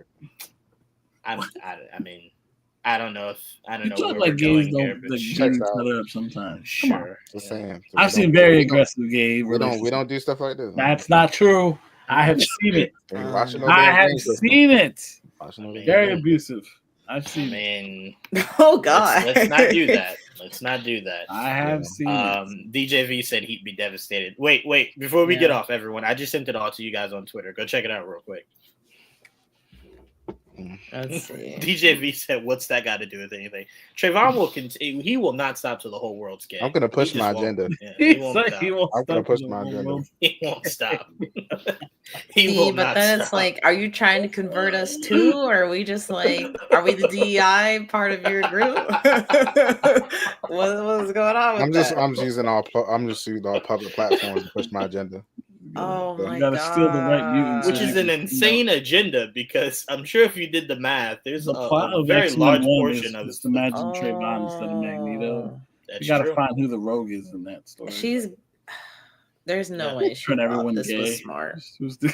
Look, There's no way. it seems like she was doing it to try to be nice, like maybe No. it looked It's dirty. the claw. but It's the Clorox for me. Oh, I didn't Yeah. even get to the It's the Clorox. Clorox for me. I don't know. Oh, my goodness. She Oh, hate that man. I She see the hate that Clorox man. now. She hate that man. I don't care. She hate that man. No. Bro. She hate that man. She hate that man. No. See now Wait.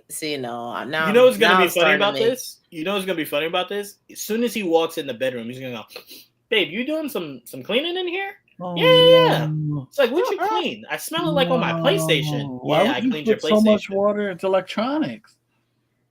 Let it I don't dry. think she cared, Joel. Let it dry. See, that's what I'm saying. I'm like, No, if he that's- tried to clean her laptop or Nah, something, that's spiteful. like she fuck. would be like, "Are you an idiot?" So I'm like, why would she do this? Yeah. That's spite. Let's put Clorox in. Maybe No. Yeah, I she. know, that's what I'm The saying. The only Clorox- way the I Clorox feel is the like craziest this part for could me. make Yeah. sense, maybe because you can take the plates off, Ajax. Oh. and maybe she thought like, oh, like the whole thing, it's fine, like it's replaceable, whatever. Like I could do that, but Mm-mm. no, that's like really a Oh. reach. That's Mm-mm. Mm-mm. Nah, and they're God bless her. married too. No, That's this man well, they cheated already on her or locked some it. shit. They already Is locked that it. the pink Here's the stuff thing, we Joel. used Here's to- the thing. pink Here's the stuff? thing. Yeah. She didn't do anything to actually break it. So I don't think she's mad. I think she really thinks she was helping. That's think the she thing. thinks she was cleaning That's the nicest, most spiteful thing you could ever do. It looks don't think she beautiful. knows. You think it looks good. It was a deep cleaning. It's Right. destroyed Guess what? Right. from the Yeah. inside. Guess what? Yeah. I'm finding her laptop and her phone. Put that shit in the tub. No, That's no, what I'm go get- saying. I'm like, if he took her laptop That's and what I'm started doing. cleaning No, it, that's like, what the I'm next oh, day, That's see, what but I'm then doing. it's give, vindictive. the Then it's laptop got a vindictive. deep cleaning. That's just gonna get in the sink. I'm a- See, No, but that's a let me bad say, cycle. At that point, Yeah, you nah. should just leave. If you have thoughts like That's it. that, just leave. Just leave. I'm You taking need to all work the with shit that's this. equivalent to the price of this. I'm finding an iPad, the phone. I'm See, that's finding- all. That's no. Don't do it. I am Just, evil. just What would you- tell what her. would you do? Listen, You Yeah, get what the would you box do? shit? you I'm need to buy me a new system because if I turn this on, I will die from electrocution. No. Buy Hold me a on. new See, system. Well, that Jamie, too. Jamie, Well, that you're too. being too nice. I'm going to be honest with you, because they're married, right? So you got to kind of view this a little differently.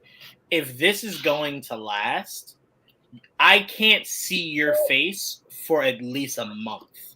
I have to get all my rage out. I can't see you. Like you See, can't be no, in my peripheral. At I all. just want to know. I'm like, what was the thought process behind this? Like, would you wash your phone? Would you wash your laptop like Like this? that? Hold on. Yeah, I'm like gonna this. send Would it you to do you like so you know what that? we're talking Like, I about. get it. I take my phone, I wipe it down with like a Clorox wipe. I'm not dumping water into my phone though. Like that's different. Yeah, DJV, at least a month. I can't see you for a month. If I see you, bro, it's a divorce on But what if site. she gets you a new PlayStation the next day? Won't matter. Will not matter. Two Won't matter. PlayStations. Mm-mm. PS5 Pro. Nope. Nothing you could do. Nothing you could do. Mm. Nothing you could do. The amount of anger I'll have indulged in. It's really hard to come back from it. It's really hard. It's See, really but hard. now you say you're angry, but you said you positioned this at the beginning as if she didn't do it with malicious intent. So why are you mad? Why are you mad? No, I'm saying because it didn't happen to me, Jamie. If this happened to me, I don't care if you did it to be nice. I'm angry. So I'm saying it from a sense of I don't want to assume she did it to be spiteful. Maybe she did it to be helpful. I I'm don't just think she saying did it to be helpful. that ain't helping me. No, I mean, if that I was like that who ain't would helping clean me. an electronic know. device like that? well, how do you Yeah. not know? Like electronics and water don't mix. I'm telling you, Yeah. she don't like that, man. That's why I'm saying I think she. That's all I'm saying. Like, there's no way you're that dumb, bro. Yeah. You know what, DJV? You're right. Because then I'll start to think, wait a minute, I married you. What other dumb shit do you do when I'm not home? Like, How do you get to the point of marriage without knowing this bitch is that dumb? See, I feel like you also gotta think. You gotta take a moment to self-reflect. Like, damn, I married somebody this dumb and I didn't see it. Yeah.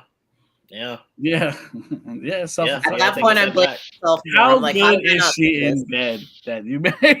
Like, it seems like it doesn't matter for y'all. Yeah, it seems like it doesn't matter how good. Not destroying my PS5. He replies like, "That's not the first one she cleaned." Oh God, we're on our 13th. We're on our 13th one. I don't know how many times I keep telling you. Broken PS5s. The pattern, bro. Son of a bitch. Anyway, we're getting out of here. I want to thank you guys so much. This is an awesome, fun episode. Ladies, don't touch your man's PS5. Listen, this isn't limited to ladies. People in general do not wash your PS5 underwater. Ladies, no, don't put this on us. Don't put this on us just because a few individuals. Those are female hands, Jamie. Those are female hands. I don't know. Those are female hands. Male hands. I don't know. Could have been anybody's hands. That night, she did her thing, and he forgot about it, and then she's good. Listen, I don't know. People Ladies, in general PSA. do not put your any electronic devices, period, underwater. Don't do it. No, don't do it. Just don't do it. Don't do it. Don't put forks in outlets. Don't put forks in your toaster. Yeah, let's just do the whole rundown. Don't put aluminum foil in the microwave. Aluminum. Right.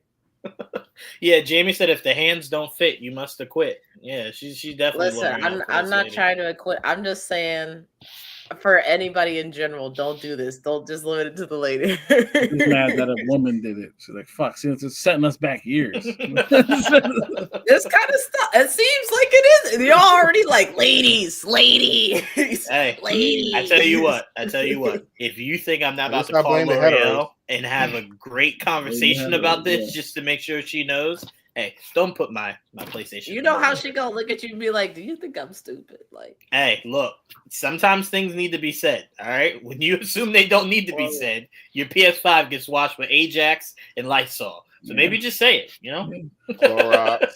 She was a maybe child. just say it. Oh, look at Didge being all mature. All right, I'm ending this episode. This shit, I'm disgusted. I appreciate that. All right, goodbye. All right, you guys all have a great night. Right, Didge? Yeah, Didge must think like Jessica Alba is in that bedroom or some shit. How much is the damn PS5 again? Hell no. You're a good man, Didge.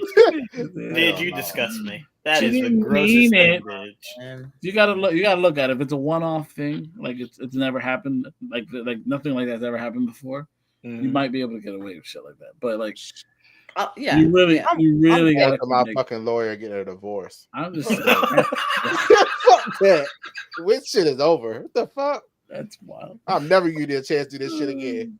I don't know, but my problem is that it's like the nicest, most malicious looking thing I've ever seen. There's no way you did all that. Yeah, she was not getting all the cracks and crevices. Yo, she was in there. Hold on. She got the bleach and whiten it out. Y'all want to know the part of this story? Y'all want to know the part of this story that we're leaving out? What if when he gets home, he just gives her the biggest kiss and goes, "Thanks, babe"? It's like, oh, he don't know better either. See, I said that, Didge. I asked them, what if she bought you a new one? And they said they didn't care. So it's like, Okay, I'm sorry. You know what? I keep forgetting. No. I keep forgetting. Didge is in a higher tax bracket than the rest of us. I keep forgetting. Right. I'm sorry. Right. That's right. You forgot. I forgot. Sorry, we keep forgetting. Right. Can't afford his Didge would buy a new wife if that wife went out of style. Buy a new PlayStation. Buy a new house, and more wine. Right. He buy a new PS5 and then a backup PS5. Yeah. He said something on that carpet. Yeah. You should not have said that. Yeah. Didge is saying to be mad at your wife is broke nigga problems. And you know what? He's right. Yeah, he's right. He said if it was a first time thing and it wasn't malicious, he would accept the apology. Jamie, did you read the next comment? Did you read this? Read this. About a new sister. I can buy another one, but I assume she broke it. I'm like, yeah, that's reasonable. Jamie is missing the most important part, Trevon. I can buy another one. That's what he said. No, hold on. Jamie's missing the part before that. Put it back up. I bought a new system because the HDMI was iffy. He didn't buy a new HDMI. He bought a whole new system, Jamie. The port in the system. Look, my broke ass would deal with that port in the system. How are you gonna? You can't see. You can't see without the port. That's where your imagination comes in. That's where your imagination comes in. That's why he bought the new more than port issues. That's all I'm saying. Come on, man. This bougie up in here. Yeah, Didge is so rich that if he got a divorce, he would know exact. Hey, you can take half. I'm straight. I got enough. Do what you do. Didge takes off his ascot for like recordings, but he wears that shit everywhere. He only takes off his ascot to eat. That's it. I like how y'all think I didn't try all methods to fix it first. That's not what you said.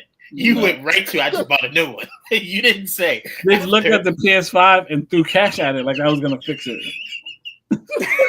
Oh my god.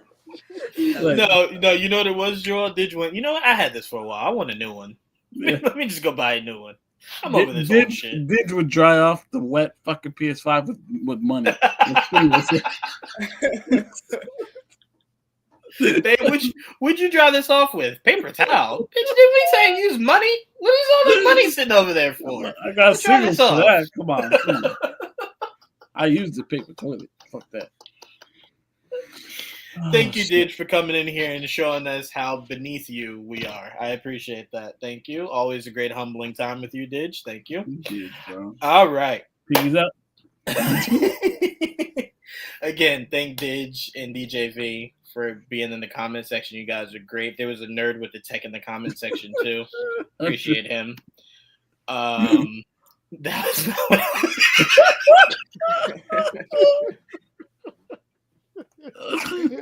Oh, Lord.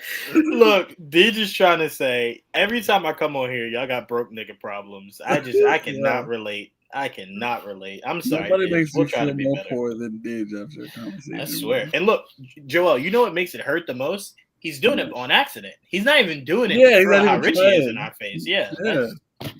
That's a humble. That shit hurts. At least when Trevon does it, he's at least humble with it. You know what I'm saying? Didge is just like, I'm stunting on y'all motherfuckers. You know what I'm saying? At least Trevon's nice about it. God damn it. I'm so All right, guys. We're getting off. For anyone that's interested, we will be streaming the new Marvel Rivals and the new Fortnite. So make sure you guys following our Twitch and YouTube. We'll either be going live on one of the two. So just make sure you guys check that out. That's going to be a lot of fun. Jamie, I will coordinate with you to make sure we're not streaming at the same time. I mean, we might get streaming together. I had a shift in the plans as far as my streaming goes, so I'm down for whatever. All right, Ditch. Yeah, we obviously. Well, when we do the Marvel Rivals, I'll make sure I do want to play as Johnny at some point. I'm just throwing that out there. I'm not gonna hog it, but I just want to. Let me be clear. Let me be clear. I've already accepted the fate that I will just be Penny or Punisher or another healer. Because Trevon said he's already Johnny, so I'm not fighting. I'm not doing none of that. I'll stay as a tank. He's like, Lord, here I come. I don't want no problems. Hi-Fi Rush can wait, Jamie. Jamie will just deal. Okay, so look, we'll do it together. We'll stream it together Friday night. We'll do Friday night for Marvel Rivals, get all that out, and then I think Saturday I'll do Fortnite. Because I'm like, wait a minute. Did you say Friday night for Rivals? Do you want me to switch it? I got plans on Saturday night. Okay, Stella got her groove back. Okay, all right.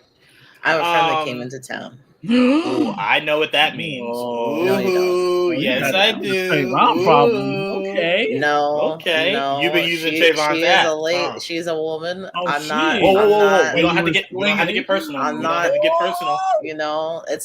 We're still. It's Hold not on, like Jamie, that. What did Kendrick say? Her parents are coming too. Her parents are coming. Oh, they're gonna watch? We don't have to get personal. Okay, this is a friendly phase. Let's keep it this way. Okay. We gotta go. Bye. This is a friendly phase. Let's keep it this way. All right. Bye. Have a great night, guys. We'll see you guys Friday.